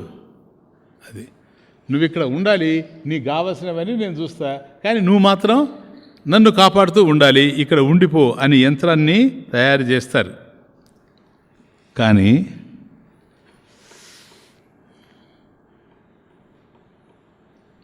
ఇది కూడా రాదు. ఆ యంత్రాన్ని ఏ విధంగా వేయాలి, అమ్మవారిని యంత్ర ప్రతిష్ఠ చేసి ఎట్లా ఉంచాలి. ఇప్పుడు అదే కదా ఆదిశంకరాచార్య స్వామి యంత్రాలు వేశారంటే ఎక్కడెక్కడ వేశారో అక్కడక్కడ నిలబడిపోయిళ్ళా. అది యంత్రం, అది యంత్రం మహిమ, అది చిన్న విషయం కాదు. ఇప్పుడు తిరుపతిలో ఉందంటే యంత్ర మహిమ. కాబట్టి జనాకర్షణ వేశాడు అక్కడ, అందువల్ల జనాకర్షణ, ధనాకర్షణ ఇవన్నీ కూడా ఉన్నాయి. కాబట్టి ఆ యంత్రం యొక్క శక్తి ఉంటుంది, కానీ నాకు మంత్రశక్తి లేదు, యంత్రశక్తి కూడా లేదు. నెక్స్ట్ నా మంత్రం నో యంత్రం తదపిచ, అది కూడా నా జానీ స్తుతి మహో. స్తుతి నా జానే, అంటే స్తవన ప్రియాపి ఏన స్తూయతే ఇది స్తోత్రం. దేని చేతైతే భగవంతుణ్ణి లేదా భగవతిని మనం స్తుతిస్తామో పొగుడుతామో అది స్తోత్రము అంటారు మామూలుగా. అంటే గుణ సంకీర్తనాత్మకం తత్. కాబట్టి కేవలం గుణం, ఆ భగవంతుని యొక్క గుణగణాల్ని, భగవతి యొక్క గుణగణాల్ని, వాటిని కీర్తించేటువంటి విధానాన్ని, దీన్ని గుణ సంకీర్తనం. ఆ విషయంలో కూడా నాకు చాలా తక్కువ జ్ఞానం ఉంది, నేను అటువంటి ఎంత చేయలేను. అంటే స్తుతి అంటే భగవత్ శక్తిని, ఇప్పుడు భగవత్ శక్తి ఏదైతే ఉందో దానిని ఒక రూపంలో పొగడ్డం, అది స్తుతి. అంటే ఇప్పుడు మనం విష్ణు స్తుతి చేసామనుకోండి, ఆ విష్ణుకు ఒక రూపం ఉంది. శివస్థుతి చేశాము, శివుడికి ఒక రూపం ఉంది. కాబట్టి ఒక ప్రత్యేకమైనటువంటి రూపంలో ప్రార్థించడం ఏదైతే ఉందో అది స్తోత్రం, స్తుతి. స్తుతి అంటే అది. అంటే భగవంతుడికి అనేకమైన రూపాలు, అన్ని రూపాలు ఆయనవి, కానీ ఏదో ఒక రూపానికి ఆకృతి నుంచి పూజ చేయడం. స్తుతి అంటే భగవత్ శక్తిని ఒక రూపంలో పొగడ్డం. నువ్వు ఏ రూపంలో అయితే పొగుడుతావో ఆ రూపంలోనే పరమేశ్వరుడు దర్శనమిస్తాడు, భగవతి దర్శనమిస్తుంది. అది యదా యదా ఉపాస్తే తదా తదా దేవ భవతి. యదా యదా ఉపాస్తే తదా తదా దేవ భవతి. ఏ ఏ రూపంలో యదా యదా ఏ విధంగా అయితే నువ్వు ఊహిస్తూ ఉంటావో, భగవంతుడు నువ్వు ఏ విధంగా అయితే పూజిస్తావో, ఏ రూపంలో అయితే పూజిస్తావో తదా తదా దేవ భవతి. ఆ రూపాన్ని భగవంతుడు ధరించడం జరుగుతుంది, భగవతి ధరించడం జరుగుతుంది. ఇప్పుడు అమ్మవారు ఉన్నారు, అమ్మవారిని లక్ష్మిగా కనపడాలంటే లక్ష్మిగా కనపడుతుంది నీకు. అమ్మవారు పార్వతిగా కనపడాలంటే పార్వతిగా కనపడుతుంది. అమ్మవారు సరస్వతిగా కనపడాలంటే సరస్వతిగా కనపడుతుంది. సరస్వతి రూపం పార్వతి రూపం కాదు, పార్వతి రూపం లక్ష్మీ రూపం కాదు, లక్ష్మీ రూపం సరస్వతి రూపం కాదు. కానీ ఏ రూపంతో అయితే యదా యదా స్తూయతే తదా తదా దేవ భవతి. కాబట్టి ఏ ఏ రూపంలో నువ్వు స్తుతిస్తూ ఉంటావో పరమేశ్వరిని ఆ రూపంలో నీకు కనపడుతూ ఉంటారు. అదే కదా మనకు భగవద్గీతలో కూడా ఏ యథా మాం ప్రపద్యంతే తాంస్తదైవ భజామ్యహం. ఎవరెవరు ఏ విధంగా నన్ను అర్చిస్తూ పోతూ ఉంటారో, నన్ను సేవిస్తూ ఉంటారో వాళ్ళని నేను ఆ విధంగానే అనుగ్రహిస్తూ పోతూ ఉంటానని భగవంతుడు కూడాను. కాబట్టి ఈ విధంగా మనం ఎలా చేసినా కూడాను ఆ రూపంలో కనపడుతున్నాడు కనుక భగవంతుడు సులభుడు, సులభంగా గ్రహించవచ్చు. కాబట్టి నీకు మంత్రం తెలియకపోయినా, తంత్రం తెలియకపోయినా, స్తుతి ఇవన్నీ కూడా నీకు తెలియకపోయినా కూడాను, మరి ఇవన్నీ నాకు తెలియదు, నేను పరమేశ్వరుని ఏ విధంగా పొందుతానంటే సులభం. కారణం ఏంటి అని అంటే పత్రపుష్పాదిభి, సులభ అంటే పత్రపుష్పాదిభి భక్తిమాత్ర సమర్పితై, పత్రపుష్పాదిభి భక్తిమాత్ర సమర్పితై సుఖేన లభ్యత ఇది సులభ. సుఖేన లభ్యత, సుఖంగా లభ్యమవుతుంది. ఏం లేదు, నీకు భక్తి ఉంటే చాలు. పత్రపుష్పాదిభి కేవలం ఆకులు పువ్వులు మాత్రం తీసుకెళ్ళి భగవతికి సమర్పించిన భక్తిమాత్ర సమర్పితై, కాకపోతే ఆ ఆకులు పువ్వులు అవన్నీ సమర్పించిన భక్తితో మనం సమర్పిస్తూ ఉండవు కనుక ఆ భక్తికి చెలించినటువంటి తల్లి సమర్పితై సుఖేన లభ్యత ఇది సులభ. కాబట్టి ఆమె సులభ, ఎందుకంటే సుఖంగా లభ్యం అవుతుంది కనుక. ఎందుకు సుఖంగా లభ్యం అవుతుంది చెప్పండి? సాధ్య వస్తువు కాదు ఆమె, సాధ్య వస్తువు కాదు, సిద్ధ వస్తువు. కాబట్టి నీ లోపలనే ఉంది గనక ఆత్మరూపేణ, ఆత్మానం దేవీ రూపేణ భావయ్యత్ అని ఇంతకుముందే చెప్పాం కనుక, కాబట్టి మన ఆత్మరూపంలోనే ఉంది కనుక, సిద్ధమై ఉంది కనుక ఆమె మనకు లభ్యమవుతూ ఉంది. సులభం. భక్తి ఉంటే అలా ఆన్సర్ చేస్తూ పోతా తల్లి. ఇద్దరున్నారట, ఇద్దరు పోతూ ఉన్నారు దారిలో. అందులో ఒకడు ఆస్తికుడు, రెండోవాడు నాస్తికుడు. వాడు ఆస్తికుడు ఉండరా ఆలయంలోకి వెళ్ళి అమ్మవారి దర్శనం చేసుకొని వస్తామని. రెండోవాడు అనంటే అమ్మవారు లేదు, అత్తగారు లేదు, ఏంది పవా ఏంది ఎప్పుడు నీకు ఎవరున్నారు అమ్మవారు? లేదు లేదు, పోనీ నువ్వు ఉండు నేను పోయేస్తానన్నాడు. వాడు వెళ్ళాడు లోపలికి. అమ్మవారి దర్శనం చేసుకున్నాడు. ఏదో పూజ జరుగుతూ ఉంది, ఆ పూజలు అటెండ్ అయ్యాడు, వాడు వచ్చేసాడు బయటికి. ఈ లోపల వీడు బయట ఉన్నాడు కదా, అటు ఇటు తిరుగుతూ ఉన్నాడు. తిరుగుతూ ఉంటే అక్కడ 2000 రూపాయలు పెద్ద నోటు. వాడికి పెద్ద నోటు దొరికింది. వాడు ఇది బాగుందే, ఇది అసలు అదే కనుక నేను లోపలికి పోయి ఉంటే వాడితో పాటుగా ఆ భక్తే మిగిలేది, లేదా విభూతి మిగిలేది. హాయిగా 2000 అని జేబులో పెట్టుకొని వాడు ఉన్నాడు. ఈ లోపల వీడు వస్తూ ఉన్నాడు. వీడు వస్తూ కుంటుతూ ఏడుస్తూ వస్తున్నాడు. ఏం రా అని అడిగాడు. ఏం లేదు, కాలుకు తేలు కుట్టింది. వాడు లోపల పోయి వస్తూ ఉంటే, మెట్లు దిగుతూ ఉంటే అక్కడ నిలబడ్డాడు ఎవరితో మాట్లాడడానికి. అక్కడ తేలు ఉండింది, వాడిని కుట్టింది. ఇప్పుడు వీడు ఉపన్యాసం ప్రారంభించాడు. స్వామీజీ కన్నా ఎక్కువగా ఉంది. చూడరా, ఇదిగో 2000, నువ్వే ఉండుంటే నీకే దొరుకుండేమో. సరేనా, నేను వద్దన్నాను, నువ్వు వినలా, లోపల పోయావు, తేలు కుట్టించుకొని వచ్చావు. ఇదిరా భక్తి అంటే. భక్తి లేదు, చింతకాయ లేదు అని అంటున్నాడు. ఈ లోపల ఒక సాధువు పోతూ ఉన్నాడు. ఆ సాధువుని వీడు పిలిచి, మహాత్మా, నేను లోపలికి వెళ్ళి వచ్చాను, అమ్మవారిని దర్శించుకొని వచ్చాను, వీడేమో బయట ఉన్నాడు, ఇదిగో ఇట్లా అంటున్నాడు, వీడికి 2000 దొరికింది, నాకేమో తేలు కుట్టింది అట్టిట్టని. అప్పుడు ఆయన మంచి ప్రజ్ఞ కలిగినటువంటి వాడు, త్రికాలవేది. ఆయన ఒక్కసారి అలా చూచాడట. చూచి, నాయనా నాకు అర్థమవుతా ఉంది అని టకాటకాని నీ జాతకం ఇది కదా, నీ జాతకం ఇది కదా అని చెప్పేసి వీళ్ళని అడగకుండానే, ఇదిగో నేను ఒక మాట చెప్తున్నాను విను, ఈరోజు అసలు జరగాల్సింది ఏమిటంటే వీడికి 2000 కాదు, వీడికి 2000 కాదు, ఒక పెద్ద లాటరీ రావాలి, 10 కోట్లు. అది వచ్చుంటే మాత్రం 10 crores. ఇక్కడ ఉండడం వల్ల, దేవిని వీడు నిరసించడం వల్ల ఆ 10 కోట్లు పోయి ఒక్క పెద్ద నోటికి పరిమితం అయిపోయాడు. నీకేంటంటే అసలు యాక్చువల్గా లోపల నువ్వు బయట వచ్చిన తర్వాత మధ్యలో ఒక బ్రహ్మాండమైన యాక్సిడెంట్ జరగాల్సింది, నువ్వు చచ్చిపోతావు. ఆ యాక్సిడెంట్లో నువ్వు చచ్చిపోతావు. కానీ అమ్మవారిని పోయి ప్రార్థించావు కనుక నీకు కేవలం తేలుతో పోయింది, లేకపోతే ఏం జరిగేదంటే. అప్పుడు వాడు అనుకుంటాడట, ఈ 2000 లేకపోయినా పోయిండేది, లోపల పోయింది. ఎందుకనంటే గహనా కర్మణో గతి. ఎవరెవరి కర్మల వెనక ఏమేమి ఉన్నాయో మనం ఊహించలేం. అందుకని అర్జున గహనా కర్మణో గతి, ఈ కర్మల గతి తెలుసుకోవడం అనేటువంటిది అంత తేలిక కాదు నాయన. కాబట్టి స్తుతిమహం. నెక్స్ట్, నచాహ్వానం. ఆహ్వానం, అమ్మవారిని ఆవాహన చేయడం, రమ్మని పిలవడం. కాబట్టి పూజకు ముందు మనం చేస్తాం కదా, ఇవన్నీ మీకు చెప్పాను కదా అప్పుడు పూజాం కరిష్యేలో. కాబట్టి అలా ఆహ్వానించడానికి ఎట్లా ఆహ్వానించాలో నాకు తెలియడం లేదు. నెంబర్ 1, అమ్మ ఆహ్వాన పద్ధతులు నాకు తెలియదు. నేను ఆహ్వానిస్తే ఎట్లుందంటే కేవలం ప్రాపంచిక విషయాలనే ఆహ్వానిస్తున్నా, ప్రాపంచిక సంపదలనే కోరుకుంటూ ఉన్నా. ఆహ్వానించడం అంటే కోరుకోవడం. కాబట్టి నాకు ఇవి కావాలి, ఇవి కావాలి.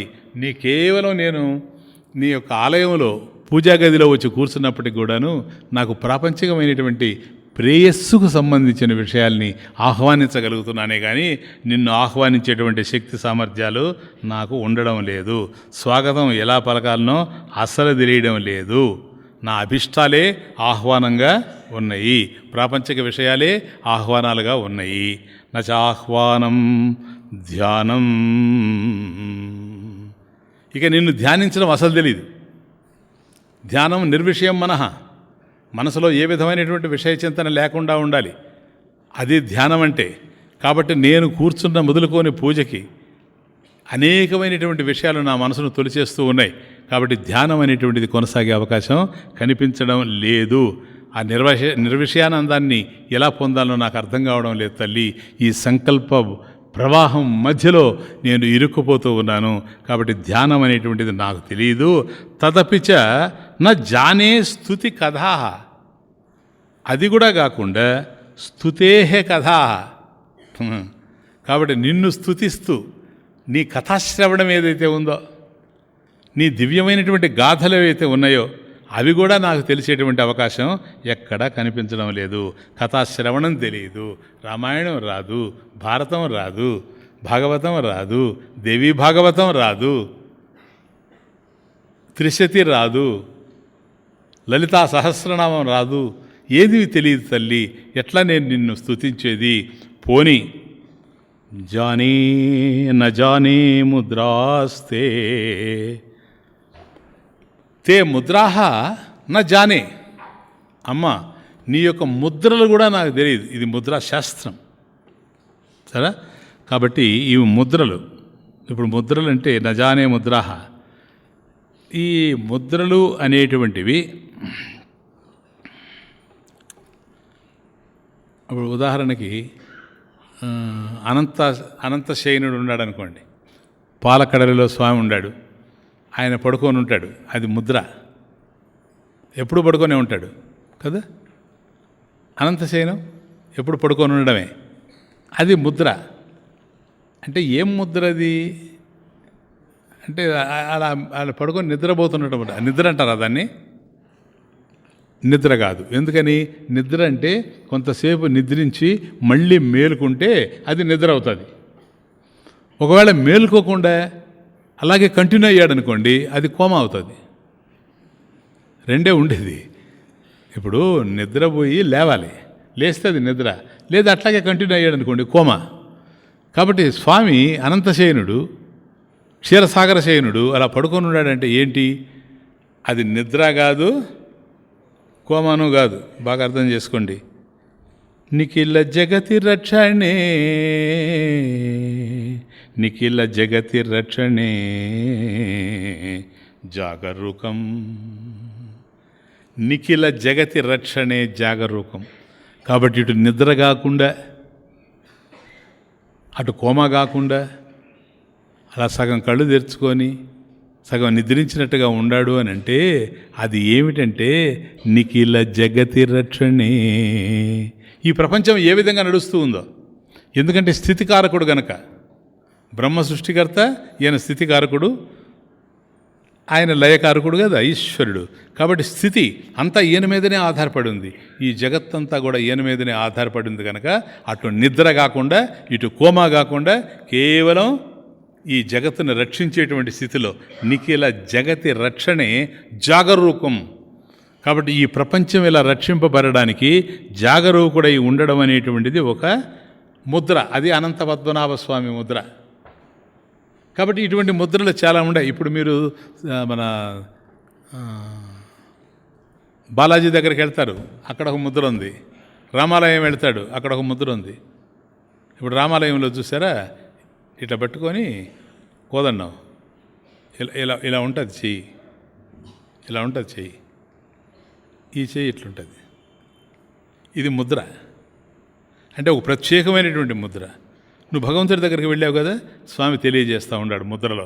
ఏమని? అయ్యా ఇదిగో నువ్వు నా యొక్క పాదాలను ఆశ్రయించు, కిందకు చూపెట్టడం. అది త్రికరణ శుద్ధిగా. ఇదిగో ఇట్లా నా పాదాలని ఆశ్రయించు, నేను నిన్ను రక్షిస్తాను, ఐ విల్ ప్రొటెక్ట్ యూ. ఇది ముద్ర. అందువల్ల ఎప్పుడు నువ్వు అక్కడికి వెళ్ళినా ఈ ముద్ర ఉంటుంది, నిన్ను ఈ విధంగా రక్షిస్తాను. అదే మనం మన వెంకటేశ్వర స్వామి దగ్గర పోయామనుకోండి, ఆయన ఒక తమాషగా ఉంటుంది. ఇట్లా పెట్టి ఇలా ఉంటుంది, కిందకి ఉండదు. అంటే నా పాదాలను ఆశ్రయించు, నిన్ను రక్షిస్తానని స్వామి. ఈయన అట్లా కాదు, ఈయన అలా కాదు. ఇదిగో ఇట్లా ఇట్లా కిందకి పెట్టి ఇట్లా ఉంటుంది, చేయుళ్ళ ఇలా ఉంటుంది. అంటే నా పాదాలను ఆశ్రయించు, ఇలా ఉంటుంది. అంటే నిన్ను నాలో ఐక్యం చేసుకుంటాను. That is Balaji. కాబట్టి ఇదొక ముద్ర. కాబట్టి ఇన్ని చోట్లకు వస్తున్నాను అమ్మా, నిన్ను ఇన్ని రకాలుగా చూస్తున్నా. కాబట్టి ఏ ముద్రలు ఏమిటో నాకు అర్థం కావడం లేదు.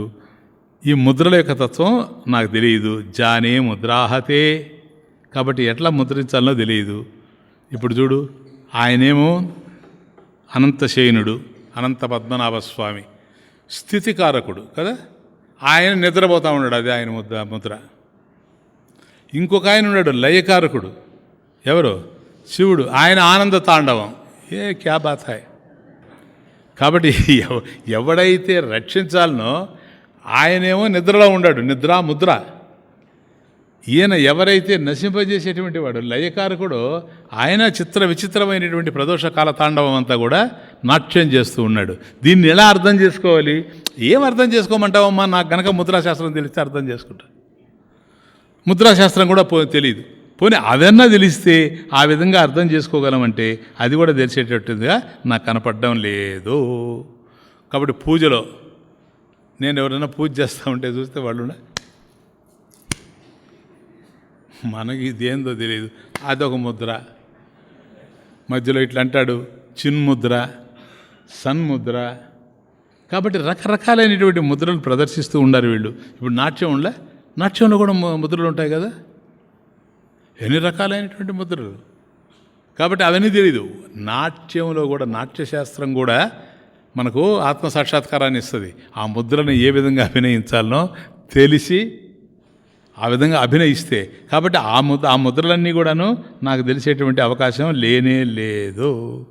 ఏం చేయమంటావు చెప్పు? కాబట్టి చిన్ముద్ర రాదు, సన్ముద్ర రాదు, ఏ ముద్ర రాదు. కాబట్టి అమ్మా జానీ నజానీ ముద్రాహతే తే ముద్రాహ నజానే, నీ యొక్క ముద్రలు కూడా నాకు తెలియదు. తదపిచ నా జానే విలపనం. ఇవన్నీ ఏమి తెలియకపోయినా ఒక్కటి ఉంది, బాలానాం రోదనం బలం. పిల్లవాడికి బలం ఏంటి చెప్పండి? ఏడవడమే. ఇప్పుడు చిన్నతనంలో వాడు మన ఊయల్లో పడుకొని ఉన్నాడంటే ఎక్కడ తల్లి ఏ పని చేసుకుంటూ ఉండినా ఆమెను లాగాలంటే వాడికి బలం ఏంటి తెలుసా? అంతే, పెట్టాడనుకో మ్యూజిక్, ఇంకా అవి రావాల్సిందే, ఉండడానికి అవకాశమే లేదు. కాబట్టి అంత బలం ఈడ్చుకొని వచ్చే. భర్త పిలిస్తే రాకపోవచ్చు, ఇదిగో అంటాడు, అదిగో పో. కానీ వాడు ఏడిస్తే మాత్రం పరిగెత్తుకుంటూ వస్తుంది. అంటే వంటింట్లో ఉండేటువంటి తల్లిని అమాంతం ఇక్కడికి ఏడవడానికి శక్తి వాడికి బలం ఉంది కనుక బాలానాం రోదనం బలం, వాడికి అది బలం. కానీ నాకు అది కూడా లేదే తల్లి. చిన్నప్పుడు ఎందుకు ఏడ్చానో నాకు తెలియదు. ఇప్పుడు ఏడవాలా, కానీ ఇప్పుడు ఏడుపు రావడం లేదు. ఏమి ఏడవాల్సిన? అమ్మా అని ఏడ్చితే చాలు, నువ్వు వచ్చేస్తావు. మాతా చ పార్వతీదేవి పితా దేవో మహేశ్వర పాండవాః శివభక్తాశ్చ స్వదేశో భువనత్రయం. That's the beauty. కాబట్టి మొదట అమ్మని, తల్లి జీవితానికి తొలి. అందువల్ల మాతా చ పార్వతీదేవి. కాబట్టి మా అమ్మ ఎవరు? పార్వతీదేవి. పితా దేవో మహేశ్వర, పరమశివుడు ఎవరైతే ఉన్నాడో ఆయనే నాకు తండ్రి. బాంధవాః శివభక్తా. కాబట్టి చుట్టాలు ఎవరు నాకు ఈ ప్రపంచంలో అంటే శివభక్తులు ఎవరైతే ఉంటారో భక్తులే నాకు, ఇంకెవరు గారు. భక్తులతోనే నా సంబంధం. కారణం స్వదేశో భువనత్రయం. ఈ స్వదేశో భువనత్రయం ఆచార్యుల వారు రాసింది ఇది. స్వదేశో భువనత్రయం. మనకు ఈ 3 భువనాలు ఏవైతే ఉన్నాయో, ముల్లోకాలు ఏవైతే ఉన్నాయో అది మన స్వదేశం అన్నాడు. ఇది ఒక్కటే కాదు, అంటే మధ్యలో ఉండేటువంటిది భూలోకం, ఊర్ధ్వంలో ఉండేటువంటి లోకం, పాతాళ లోకం. ఈ 3 కలిపి స్వదేశో భువనత్రయం. ఎప్పుడు ఇవి భువనత్రయం అవుతాయో తెలుసా? మాతా చ పార్వతీదేవి పితా దేవో మహేశ్వర. కాబట్టి అమ్మ పార్వతీదేవి అయినప్పుడు, తండ్రి మహేశ్వరుడైనప్పుడు. అది తమాషా చూడండి. శివభక్తులు ఎవరైతే ఉండారో వీళ్ళంతా కూడాను బంధువులు. బాంధవాః శివభక్తాః. కాబట్టి భువనత్రయం మన స్వదేశం కావాలంటే, ఎప్పుడైతే నీకు స్వదేశం అయిపోయిందో భువనత్రయంలో ఉండేటువంటి వాళ్ళందరూ నీ వాళ్ళు కావాలి. అది అసలు ఇక్కడే పుట్టుకొచ్చింది. ఇది స్వదేశో భువనత్రయం అనేది అర్థమైతేనే మాతాచ పార్వతీదేవి పితాదేవ మహేశ్వర అర్థమవుతుంది. అసలు ముఖ్యంగా వివేకానంద స్వామి కదిలించిందంతా ఈ మాటతో కదిలారంటే కారణం ఏంటంటే వాళ్ళ మనసు చాలా దూరం పోయింది. చికాగోలో brothers and sisters of America అని అన్నప్పుడు ఏందిరా ఈ మాట్లాడేవాడు నా సోదరుడా అని ఎవరనుకోవాలి? ప్రతి ఒక్కరు అనుకోవాలి. మాతాచ పార్వతీదేవి, మరి నా తల్లి పార్వతి అయినప్పుడు, ఇప్పుడు మనం అనొచ్చు సోదర సోదరీమణులారా అని అంటే వాళ్ళంతా ఎట్లా అవుతారు నీకు? ఎందుకని? నీ తల్లిదండ్రులు వేరే, వాళ్ళ తల్లిదండ్రులు వేరే, వాళ్ళ తల్లిదండ్రులు వేరే, వీళ్ళ తల్లిదండ్రులు వేరే, మన సోదర సోదరులు ఎట్లా అవుతాము?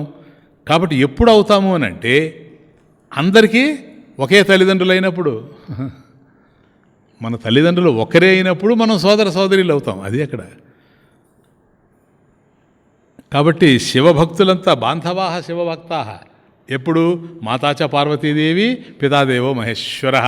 కాబట్టి వాళ్ళు తల్లిదండ్రులు అయినప్పుడు ఈ 3 లోకాలు కూడాను, మన భువనత్రయం అంతా కూడాను స్వదేశం అయినప్పుడు ఉన్న ప్రతి ఒక్కరు కూడాను అందరికీ సంబంధించిన వాళ్ళు. ఎందుకని? నీ తల్లి ఎవరు? నా తల్లి పార్వతీదేవి. మరి ఇక్కడుండే జానకమ్మ ఎవరయ్యా?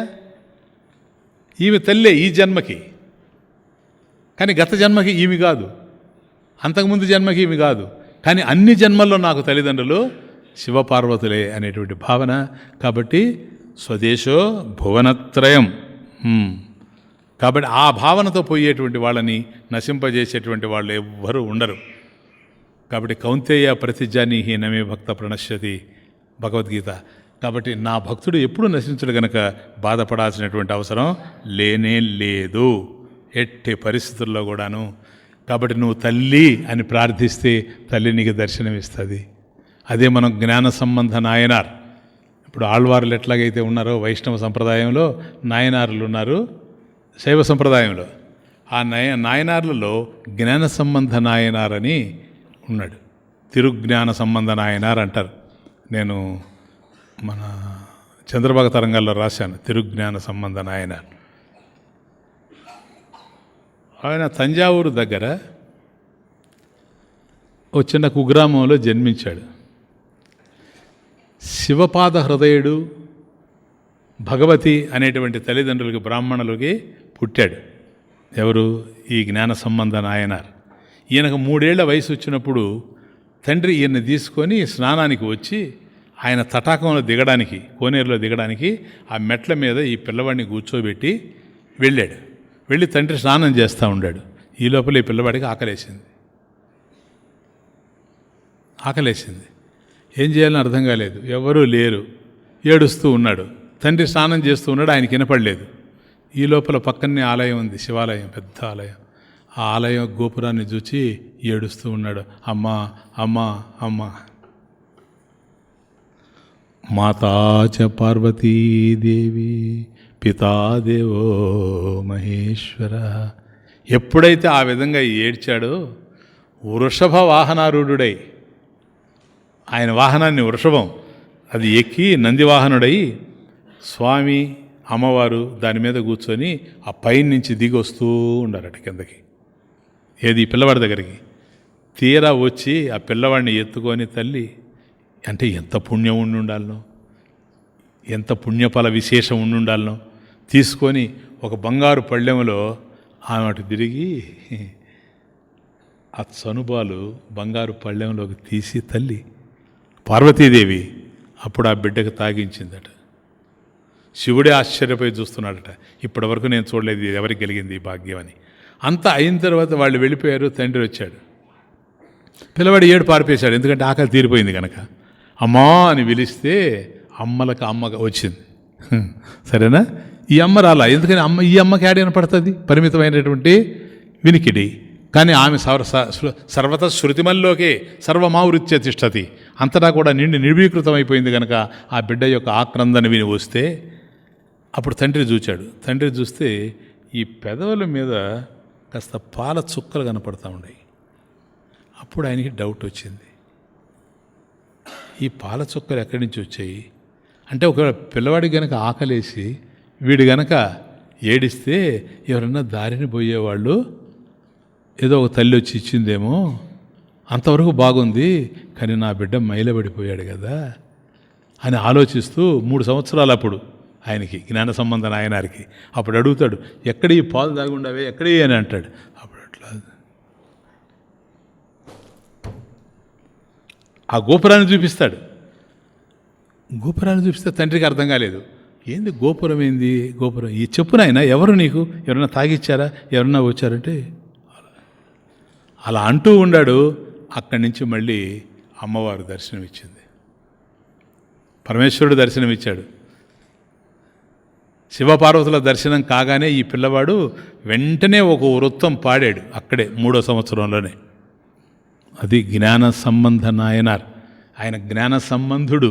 ఎందుకంటే అమ్మ ఇచ్చినటువంటి క్షీరం, జ్ఞాన క్షీరం పానం చేయడం వల్ల ఆయన జ్ఞానంతో సంబంధం కలిగి జ్ఞాన సంబంధుడయ్యాడు. తర్వాత నాయనార్ అవుతాడు. అది 3వ సంవత్సరంలో జరిగింది కనుక తిరుజ్ఞాన సంబంధార్ అని అన్నాడు. కాబట్టి అప్పుడు వెంటనే ఒక వృత్తం చెబితే తండ్రి ఆ భుజం మీద ఎక్కించుకొని బిడ్డని ఆలయం లోపలికి తీసుకుపోతే లోపలికి పోయి అక్కడ చూసిన తర్వాత పార్వతీ పరమేశ్వరుని మిగతా 9 వృత్తాలు అక్కడ చెప్పాడు. ఇక్కడ ఒక్కటి చెప్పాడు, అక్కడ 9 చెప్పాడు. అందుకని దాన్ని పత్తిగం అంటారు. అది తమిళంలో చెప్పాడు, ద్రవిడంలో పత్తిగం అంటారు. చాలా ఫేమస్ టెక్స్ట్ అది. ఇట్లాగే ఎందుకు చెప్తున్నానంటే ఆ భగవతితో సంబంధం నువ్వు నీ హృదయంలో నుంచి కదిలితే ఎవరిని పిలిచినా, ఎప్పుడైతే ఆ గోపురాన్ని చూసి పిలిచాడో, ఏ జన్మలో ఏ చేసుకున్న ఏ పుణ్యమైతే ఉండిందో సంస్కారాలు అట్లా కదిలొస్తాయి. ఒక్కోసారి మనల్ని సంస్కారం అనుసరిస్తూ రాకపోయినా మనం సంస్కారాన్ని వెతికి పట్టుకోవాలి. అటువంటిది జ్ఞాన సంబంధ నాయనారి యొక్క జీవితంలో అమ్మ ఆ విధంగా అతన్ని రక్షించడం అనేటువంటిది జరుగుతుంది. కాబట్టి ఇటువంటి భవభంగకరీం అని ఎందుకన్నా అంటే ఈ సంసార దుఃఖాన్ని కూడా సంపూర్ణంగా పోగొట్టేది. అంటే జన్మ మరణాల యొక్క దుఃఖాన్ని కూడా పోగొట్టేటువంటి పరిస్థితి. అదే మనం మన మార్కండేయుడి దగ్గర చూస్తాం. మార్కండేయ తల్లిదండ్రులు చెప్పారు, శివుడు స్వప్నంలో కనిపించి, అయ్యా మాకు సంతానం కావాలంటే, నీకు సంతానం కావాలంటే 2 మార్గాలు ఉన్నాయి. ఒకటి 100 సంవత్సరాలు బ్రతుకుతాడు కానీ చెడ్డవాడు, అటువంటి కుమారుడిని ఇమ్మంటావా? లేక కేవలం 16 సంవత్సరాలు మాత్రమే బ్రతికేటువంటి శిష్టుడైనటువంటి బిడ్డని ఇమ్మంటావా? అంటే అయ్యా నాకు అట్లాంటి వాడు వద్దు, మంచి సుపుత్రుడే కావాలి, 16 సంవత్సరాలు బ్రతికినా పర్వాలేదు అన్నప్పుడు పరమేశ్వరుడు వాళ్ళని అనుగ్రహించాడు. ఆ తర్వాత 16 సంవత్సరాల వయసు వచ్చింది, ఇంక చనిపోతాడు. ఆ చనిపోయేటువంటి దగ్గర వచ్చింది. అప్పుడు శివాలయంలోకి వెళ్ళాడు. శివాలయంలోకి వెళ్ళి జ్ఞాపకం ఉంది మార్కండేయుడికి. వెంటనే శివలింగాన్ని పట్టుకున్నాడు. యమదూతలు వచ్చారు, వాళ్ళ వల్ల కాల. ఎందుకని? శవాన్ని తీసుకెళ్ళగలరే కానీ శివుణ్ణి ఆడి తీసుకెళ్ళగలరా? వాళ్ళు తిరిగి వెళ్ళిపోయారు. అప్పుడు యముడే వచ్చాడు. యముడే వచ్చి ఆయన వేశాడు, పాశం వేశాడు. ఏం ఉపయోగం లేదు. ఎందుకని? దాంతో పాటుగా శివలింగం కూడా కదిలొస్తూ ఉంది. ఏం చేయాలనో అర్థం కాలేదు. కాలహ, కాలహ అంటే 2 అర్థాలు. ఒకటి యముడని ఒక అర్థం, రెండవది కాలం, భగవంతుని చేతిలో ఉండేటువంటి విభూతి.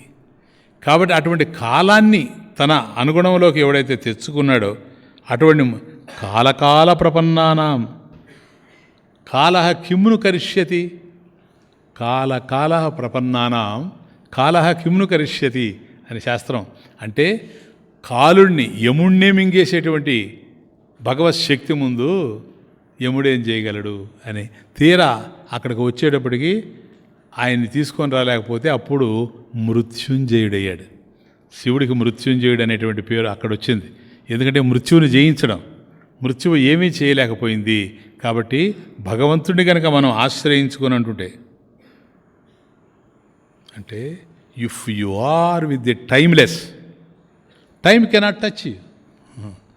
ఎప్పుడైతే నువ్వు కాలాతీతుడు అయిపోయావో కాలం నిన్ను చేసేటువంటి పరిస్థితి ఏమీ లేదు కనుక అటువంటి భక్తిని మనం తయారు చేసుకుంటూ ఉండాలి. కాబట్టి తల్లి న జానే ముద్రాస్తే తదపి నచ జానే విలపనం. కాబట్టి నీకోసం ఏడవడం కూడా నాకు చేత కావడం లేదు. కాబట్టి నాకేం తెలుసు?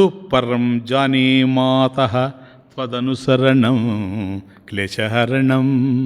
త్వదనుసరణం, అమ్మా నీ పాదపద్మాల్ని అనుసరిస్తూ ఉండడమే, నీ మార్గంలో చరించడమే. నాకు ఇవన్నీ కూడా తెలియదు.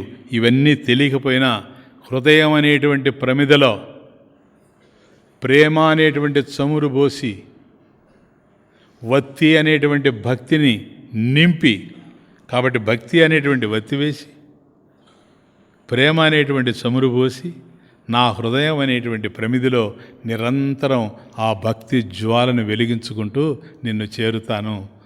కాబట్టి త్వదనుసరణం ఇది క్లేశహరణం, సమస్తమైనటువంటి కష్టాలని పోగొడుతుంది. ఐహికమే కాకుండా ఆముష్మికమైనటువంటి కష్టాలని కూడాను తొలగిస్తుంది. జీవితంలో ఏ ఏ కష్టాలు ఉన్నాయో ఈ కష్టాలన్నింటినీ పోగొడుతుంది. కనుక మాతః, అమ్మా, పరం జానే, మాతః త్వదనుసరణం క్లేశహరణం, నిన్ను అనుసరిస్తూ సమస్తమైనటువంటి కష్టాల నుంచి నేను బయటపడిపోదునుగాక. కాబట్టి ఈ కష్టాలను భరించలేను, వీటిని భరించేటువంటి శక్తి నాకు లేదు, దుర్భరమైనటువంటి ఈ కష్టాలు తల్లి. కాబట్టి నిన్నే ఆశ్రయించుకోనున్నా, నీ పాదాలనే పట్టుకోనున్నా, నన్ను కాపాడు, రక్షించు, చేసినటువంటి అపరాధాలన్నిటి కూడా నన్ను క్షమస్వ, నన్ను పూర్ణ హృదయంతో క్షమించు తల్లి అని చేసేటువంటి ప్రార్థనలో దేవి అపరాధ క్షమాపణ స్తోత్రంలో మొదటి శ్లోకాన్ని ఈరోజు చూచాం. ఓం పూర్ణమదః పూర్ణమిదం పూర్ణాత్ పూర్ణముదచ్యతే పూర్ణస్య పూర్ణమాదాయ పూర్ణమేవావశిష్యతే. ఓం శాంతి శాంతి.